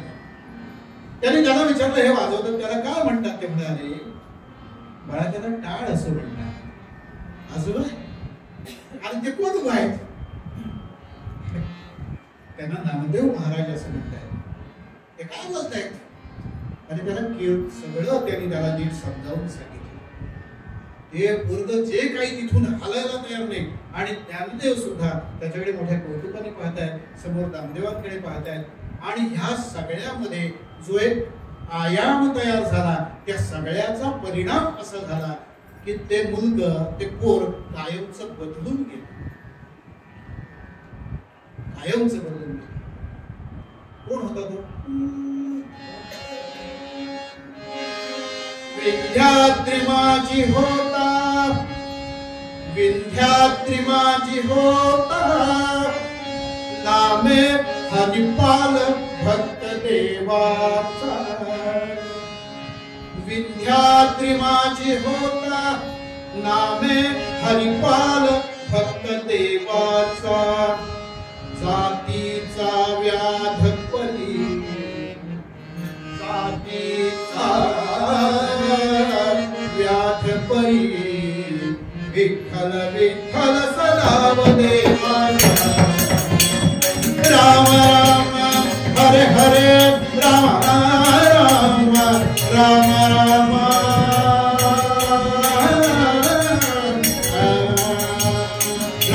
राम सीतापते राम.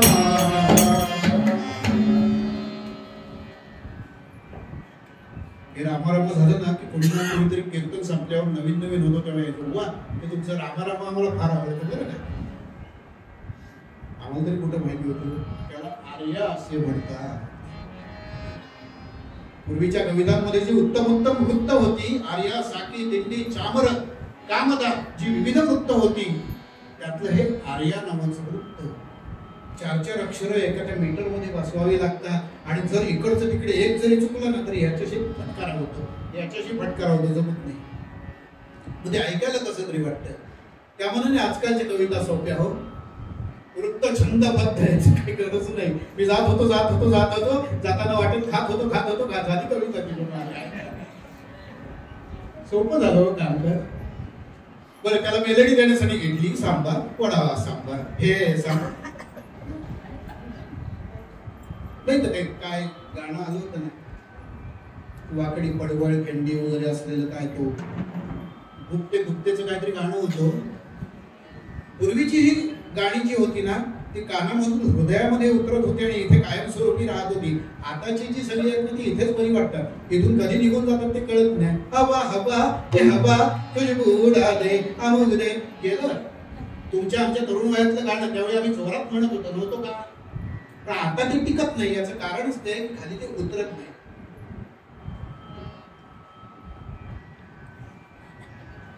आज काय हा विषय नव्हे, परंतु ह्या आर्या प्रकारात मोरोपंतांनी अनेक गोष्टी सांगितलेल्या आहेत. मोरोपंतांची आई आपण सर्वांना ज्ञात आहे. हा एक स्वतंत्र पुस्तक आहे, कधी वाचायची इच्छा झाली तर वाचा. अहो वाचताना सुद्धा हसायला येते, इतकं सुंदर कविता आहे. पुढे अजून एक वर्णन आहे, तेही सांगणार आहे. असो, तर हा हरिपाल नावाचा त्यांचा भक्त. तर हरिपाल तिथून जो काही कानाला लावून उठला तो नामस्मरण करण्यातच गुंग झाला. कारण तुळशीची माळ ज्ञानदेवांनी त्याच्या गळ्यात घातली आणि त्याला वारकरी प्रमुखामध्ये घेतला आणि त्याला सांगितलं, बाळा हे नामस्मरण फक्त करत जा, विठ्ठल विठ्ठल.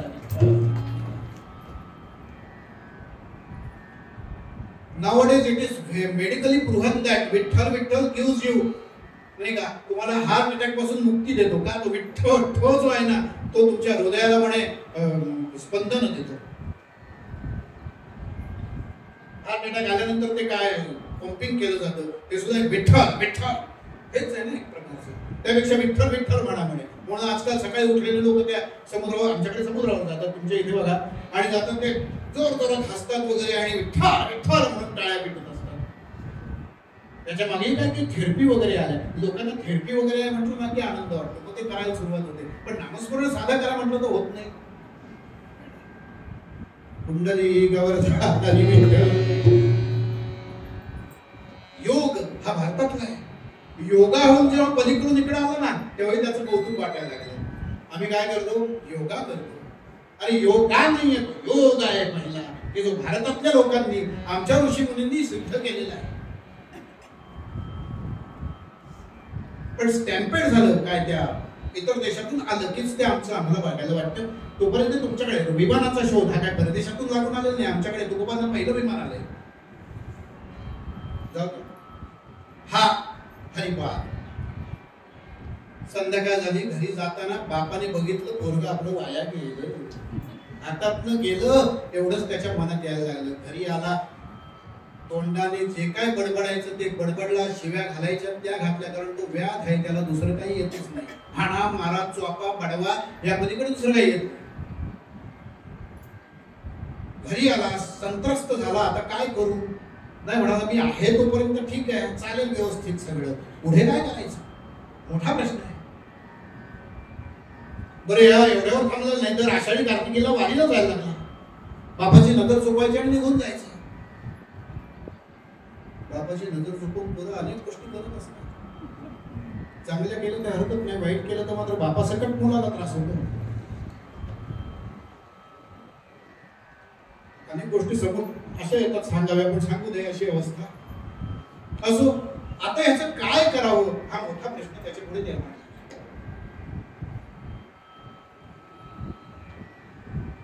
आणि मग जुन्या काळी एक सल्ला दिला जायचा, अलीकडे कोणी तो मानत नाही म्हणून सोडून द्या. आपल्या जातीतल्या अनेक पीएचडी असलेल्या लोकांना त्याने विचारलं, अरे आता माझं कसं काय व्हायचं, हे पोरगं काय माझं काय ऐकू ना, त्याचं कसं काय करायचं. मी काय होते, अरे तू वाटमारी कर ना, काहीच कर ना, नुसतं विठ्ठल विठ्ठल विठ्ठल करत बसतंय. बाबू एक काम करून टाका, आणि काय ते आता लगीन करून टाका. पूर्वीच्या काळी हा दिला जायचा एक सोपा सल्ला होता, लग्न करून टाका म्हणजे तो जागेवर येईल. पूर्वीच्या काळचे म्हणजे आता नाही, आता ऐकत नाही. करिअर करायचं असतं, हे झालं पाहिजे, मग बाकीच्या सगळ्या गोष्टी करायच्या असा विचार मनामध्ये असतात. आणि काही बापांना आता हा मनातला प्रश्न मी बोलतोय असं मला वाटतंय, कारण घरी जेव्हा आपण आपापल्या मुलांकडे हा विषय काढतो की बाबा तुझं वय आता 27 झालं 28 झालं, मुलीला म्हटलं आत्ता कुठे माझं सुरू झालंय, थांबा करिअर करूया. याच्या मागचं सायन्स काय आहे ते सोडून द्या. आता का वेळच्या वेळी सगळ्या गोष्टी व्हायला हव्यात. असो, काही वेळेला कीर्तनकार भरकटतात म्हणतात ते असं होतं, मग असे विषय बोलावेसे वाटतात. आपली कथा मूळ पदावर येऊ द्या. हरिपालाचं लग्न करून द्या असं सांगितल्यानंतर हरिपालाचं लग्न करण्यासाठी बापाने तयारी केली. त्याचा झूम धडाक्यात लग्न लावून दिलं. फरक पडला का? शून्य. तो काही आपल्या गोष्टी सोडायला तयार नाही, विठ्ठलाचं नामस्मरण सोडायला तयार नाही, आपली यात्रा करायला तयार नाही, वारी करायला सोडायला तयार नाही. सगळं काही जोरात चालू आहे. आणि इकडे मात्र हा बापही वैतागलेला आहे. आता काय करायचं? पुन्हा एकदा आपल्या सगळ्या मित्रांना बोलावतो, त्यांनाही हाच विषय सांगतो. अरे म्हणे तुम्ही म्हटलं त्याप्रमाणे मी लग्न करून दिलं. ते धीर देत होते, होईल थांबा, थोडे दिवस थांबा, थोडे दिवस थांबा, सुधारेल. शेवटी त्याला हाच व्यवसाय करायचा नाही. काही असं घडत आणि हे पिकलं पान एक दिवशी मात्र गळून पडतं. पिकलं पान एक दिवशी गळून पडतं आणि हा हरिपालाचा पान स्वर्गवासी होतो. आता काय करावं? आता मात्र त्याला थोडीशी जाणीव झाली की आपण वाटमारी करायला हवी, नाही तर पोट कसं भरायचं.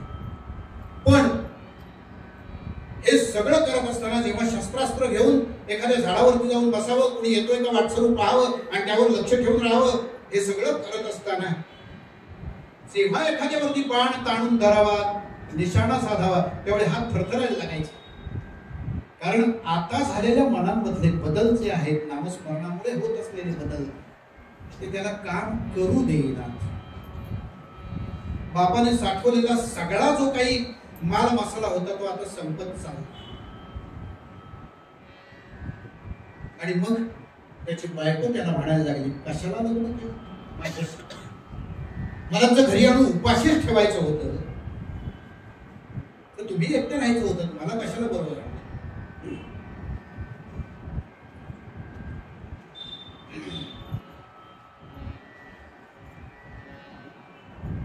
आणि इथे ती आर्या मी तुम्हाला सांगतो किंवा काव्य सांगतो.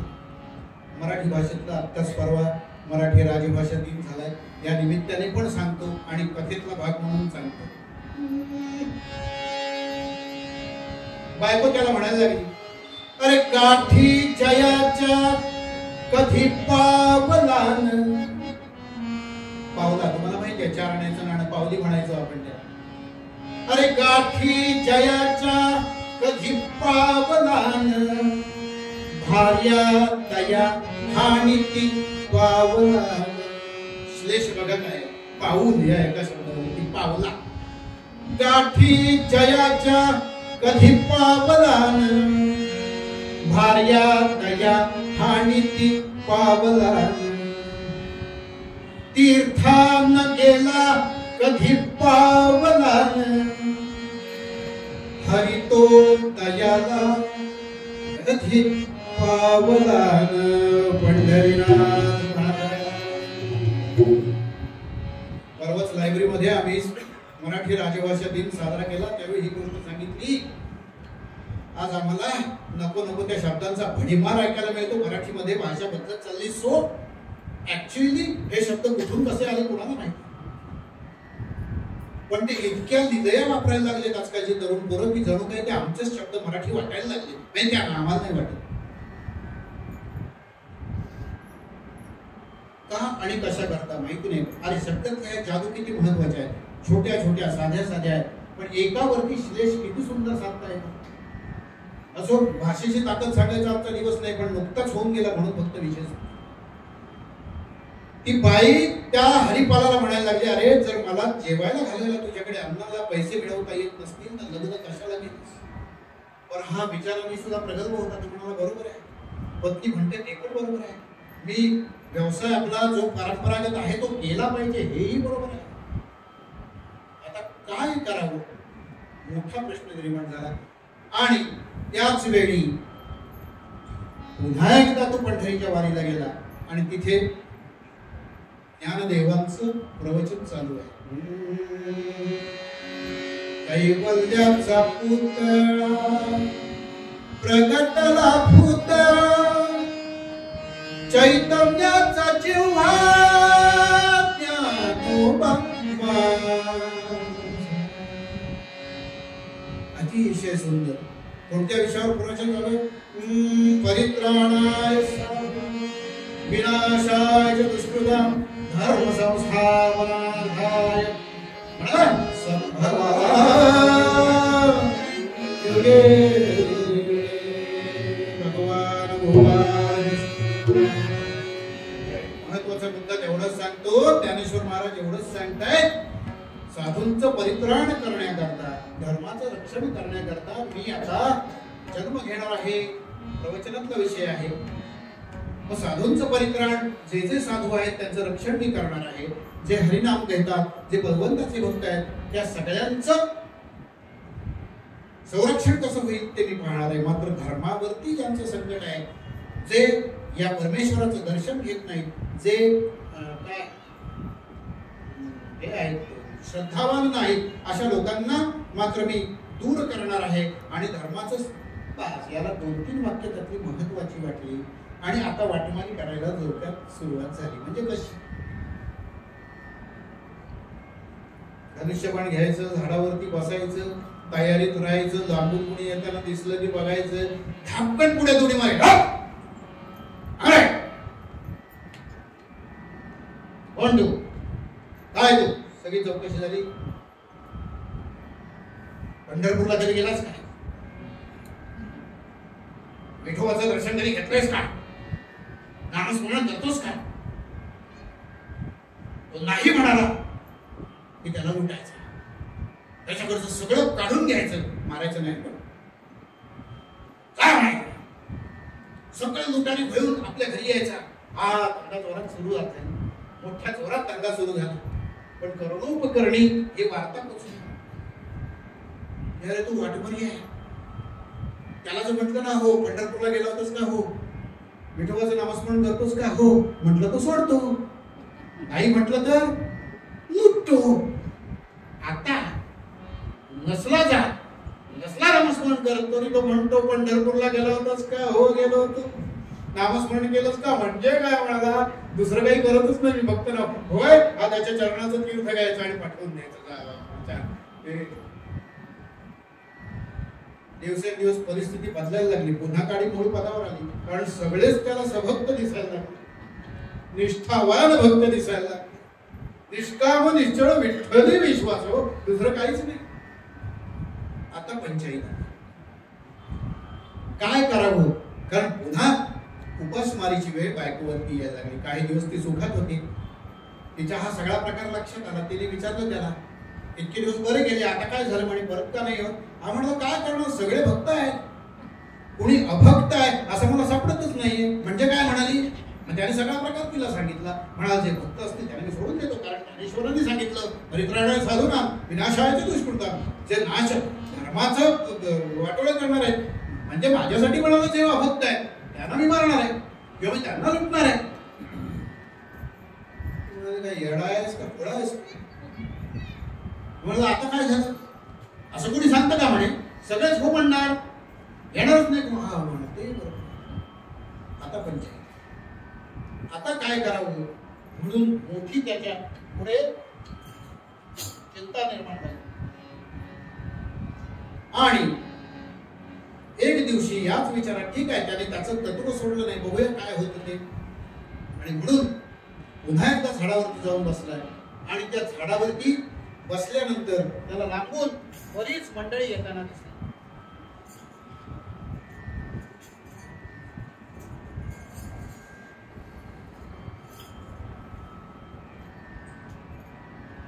एक जथ्थाचा जथ्था असं लांबून येताना दिसला. लांबून बघतोय सगळ्यांच्या अंगावरती भगवे कपडे आहेत, कोणाच्या अंगावरती पांढरे कपडे आहेत, काही पताका दिसत आहे. जसे जसे जवळ येऊ लागले तसे अंगावरती पिळे वगैरे दिसायला लागले, गंधाचाही दिसायला लागलं, सगळं दिसायला लागलं. आणि हा म्हणाला बरं सगळं, आता हे येत आहे यानंच लुटतो. भक्त देवा, हे कोण भक्त असू दे. लांबून जसे जसे ते जवळ येऊ लागले त्यावेळी त्यांना त्यांची ओळख पटली. अरे हे तर आपले निवृत्ती महाराज आहेत, ज्ञानेश्वर महाराज आहेत, यांची आता सगळ्यांची त्याला पंढरपूरला जाऊन जाऊन ओळख झाली होती.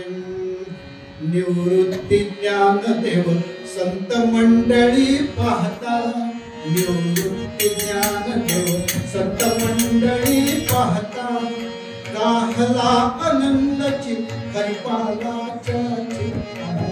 निवृत्ती ज्ञानदेव संत मंडळी पाहता, जाहला आनंदाची हरिपालाच्या चित्ता. त्या विजय पताका खांद्यावरती दिसती बाबा, त्या विजय पताका खांद्यावरती दिसती. षटवैरी मारिल उल्हासित ती वृत्ती, षटवैरी मारिल उल्हासित ती वृत्ती. ते किळे शोभती द्वादश अंगावरती, ते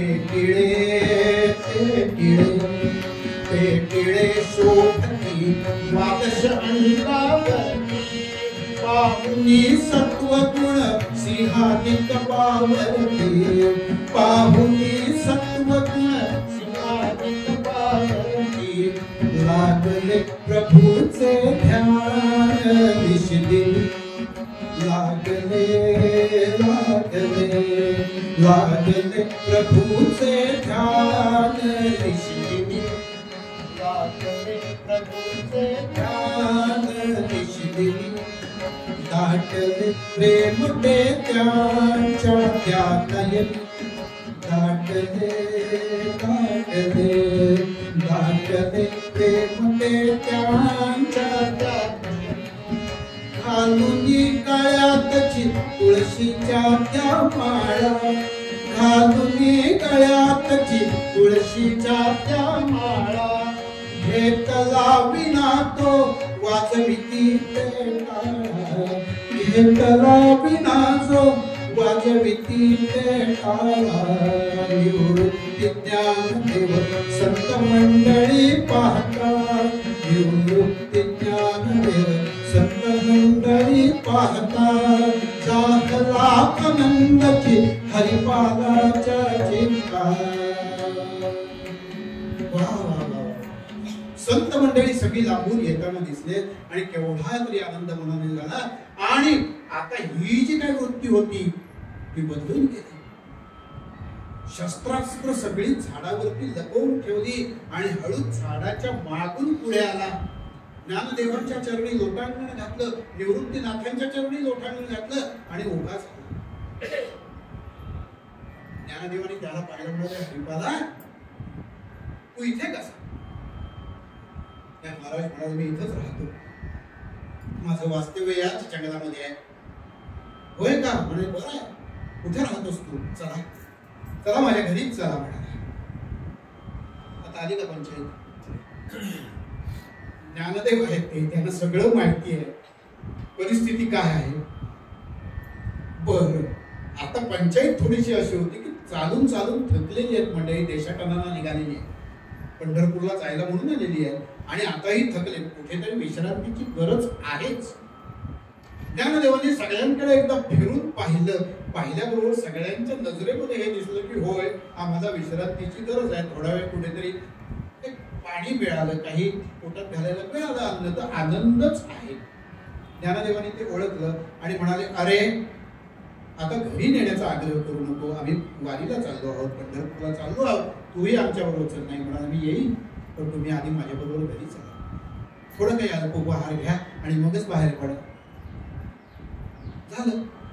सगळ्यांच्या इच्छेनुसार ज्ञानदेवांनी मान डोलावली आणि त्याच्या घरी जाऊन सगळी संत मंडळी बसलेच कसली, जागा तरी धड कुठे आहे अशी अवस्था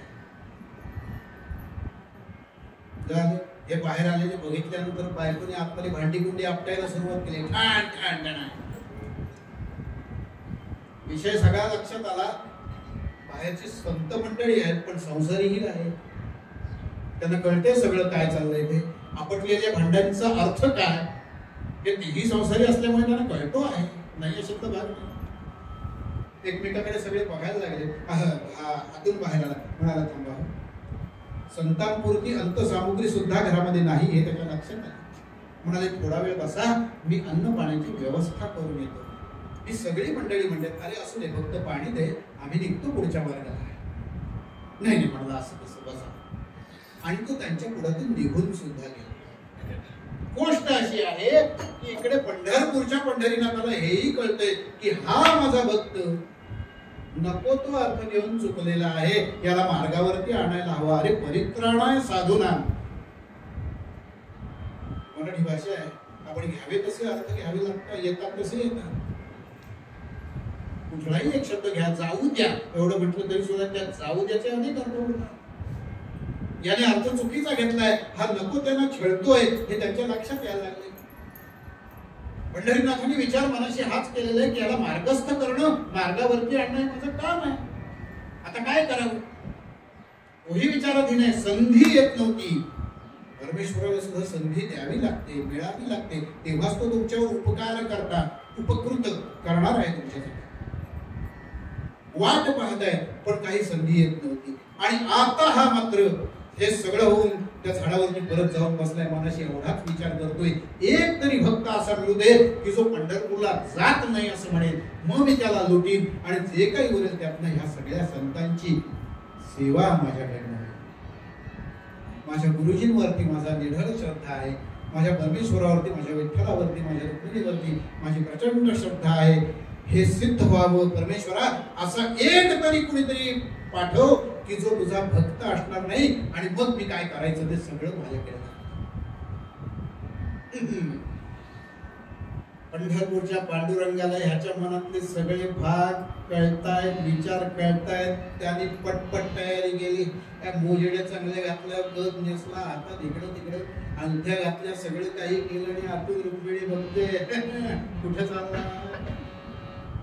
त्यामुळे काय नाही, एका भक्ताला भेटायला चाललोय, आलोच 5 मिनिटात. भक्ताला भेटायला जाताना एवढं नटून सजून कोणी जातं का? तुमच्या मनात नेमकं काय आहे ते सांगा. मग अशी तुम्ही उल्लेख केला विसुभाऊंचा, रखुमाई रुसली न कोपऱ्यात बसली चला जाऊ पुसायला, रखुमाई रुसली न कोपऱ्यात बसली चला जाऊ पुसायला. नाही म्हणत तुमचं सांगत नाही तशी ते रुसायला लागली. म्हणाले मला काय ते सांगा, ते सांगितलं तरच पुढे जायचं आहे, अदरवाईज जायचं नाही. इंग्लिश येत होतं त्यांना. तर म्हणे आता असं काय करतेस, मी 5 मिनिटात परत येणार आहे. नाही म्हणाले मी येणारच तुमच्या बरोबर. काय तुम्ही सांगता मला काही कळत नाही म्हणे. आज इतके वर्ष या पंढरपूरच्या देवळात उभी आहे, मी माझी मान ताटली, पण तुम्ही जागेवर आहात की नाही मला कळत नाही. एक दिवशी एक भक्त आला आणि म्हणाला तुम्ही नाहीच आहात, तेव्हा मी जागे झाले म्हणाले. असे कुठेतरी जाऊ नका, मला सांगून जा काय चाललंय ते सांगून मीच येते बरोबर. वेदेश तर ये म्हणाले, पण नुसतं यायचं नाही.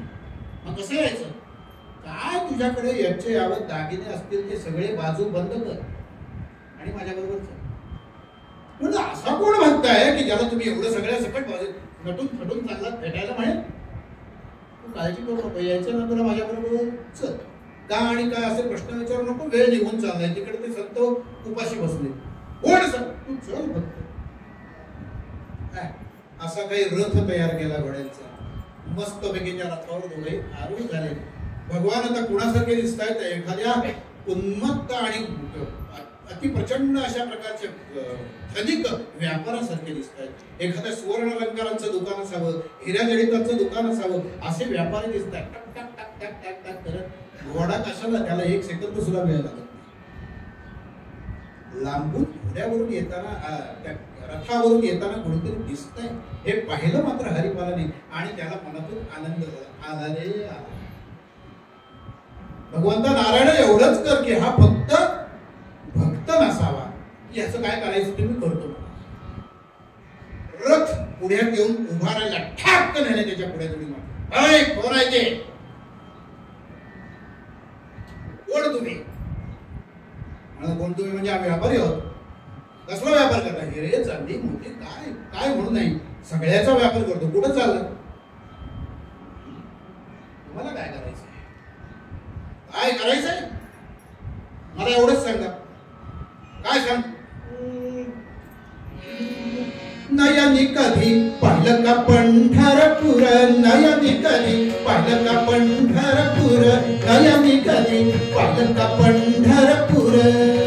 विटेवरीचा शारंधर, विटेवरीचा शारंधर, नयनी कधी पाहिलं का पंढरपूर, नयनी कधी पाहिलं का पंढरपूर, पाहिलं का पंढरपूर, पाहिलं का. पंढरपूरला कधी गेलाय का. देव म्हणाले कुठलं पंढरपूर. याला जरा बरं वाटलं. कुठलं पंढरपूर म्हणजे याला पंढरपूरच माहिती नाही. आमच्या विठ्ठल रुक्मिणी असतात ते पंढरपूर माहिती नाही तुम्हाला. कुठलं पंढरपूर मला काही माहिती नाही. असं बर. विठ्ठल नामस्मरण कधी केलेत का. कोण विठ्ठल. तो 16 सहस्त्र 108 नारी असं तो म्हणाला तो वेगळा आणि हा वेगळा, त्यातला वेगळा म्हणाला. तो हा सगळं सारखंच. काय उत्तर द्यायचे आणि काय सांगायचं. झालं खरं तसं.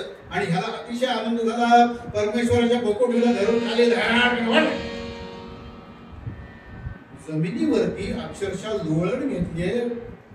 पांडुरंग हरी वासुदेव जगन्नायक याच्या पायाशी लोळताना दिसत आहेत आणि पाठीमागे रुक्मिणी देवी बसल्या. त्यांना बघतायत त्या काय झालं म्हणून ते खाली उतरतात.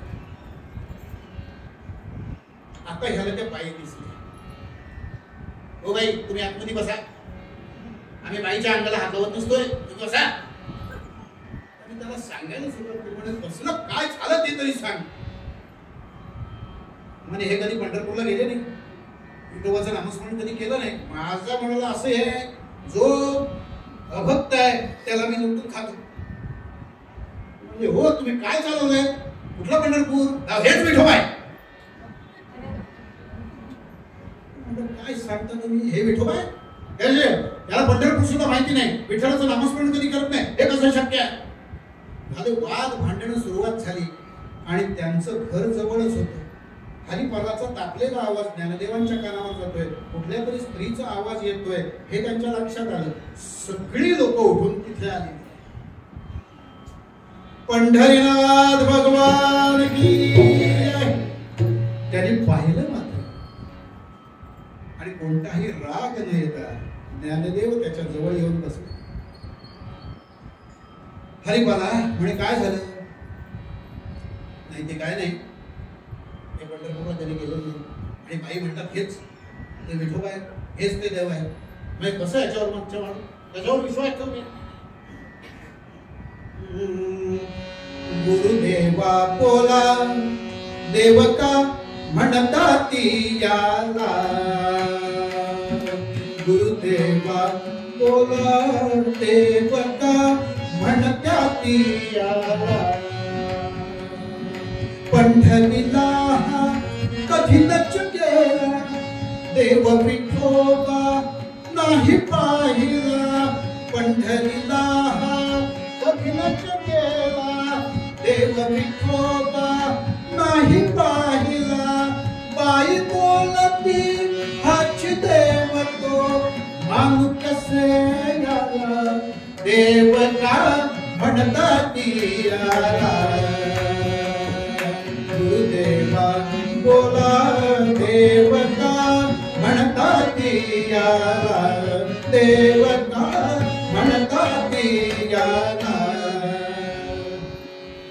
ज्ञानदेव त्याच्या जवळ गेले, खांद्यावरती हात ठेवला, म्हणजे हरिपाला कुठल्या जन्मीचं पुण्य आहे तुझ्या मला माहिती नाही, पण होय विठोबा आणि रखुमाई हेच तुझ्या साक्षात पुढ्या कुठे आहे.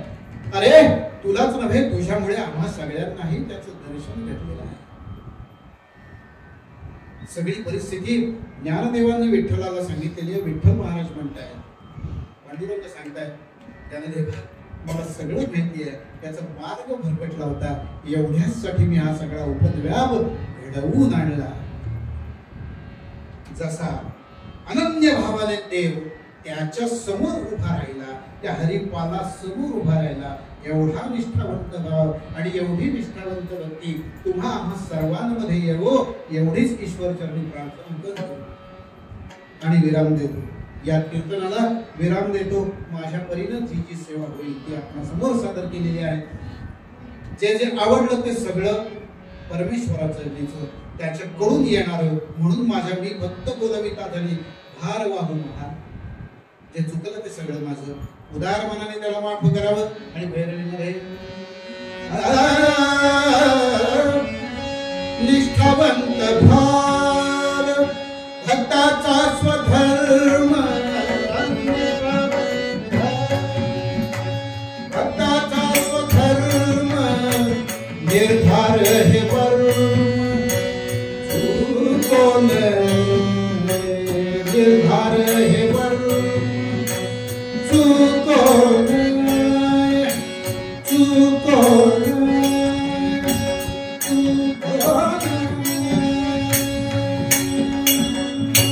पंढरीनाथ भगवान की. आरती करता सर्वांनी उभं राहायचं. हे चिदान रेगा देवा तुझा विसर म्हणा. गुणगायी आवडी हे की माझे सर्व जोडी, माझे सर्व जोडी हे की माझे गगने मुक्ती संतरा संत संग देगा सदा संत संग देगा सदा संग देगा. तुका म्हणे भरवासी सुखे घालावे आम्हासी, घालावे आम्हासी सुखे घालावे आम्हासी. सुगरता दुगहरता आठारी पूर्वी पूर्वी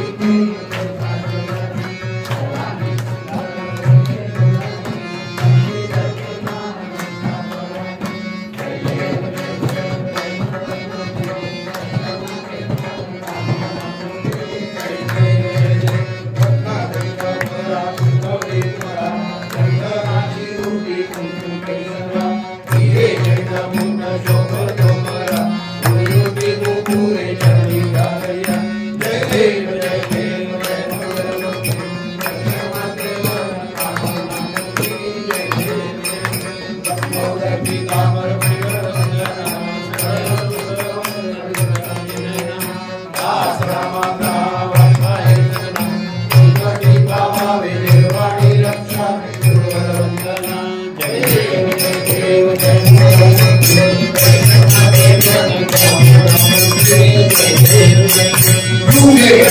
हरी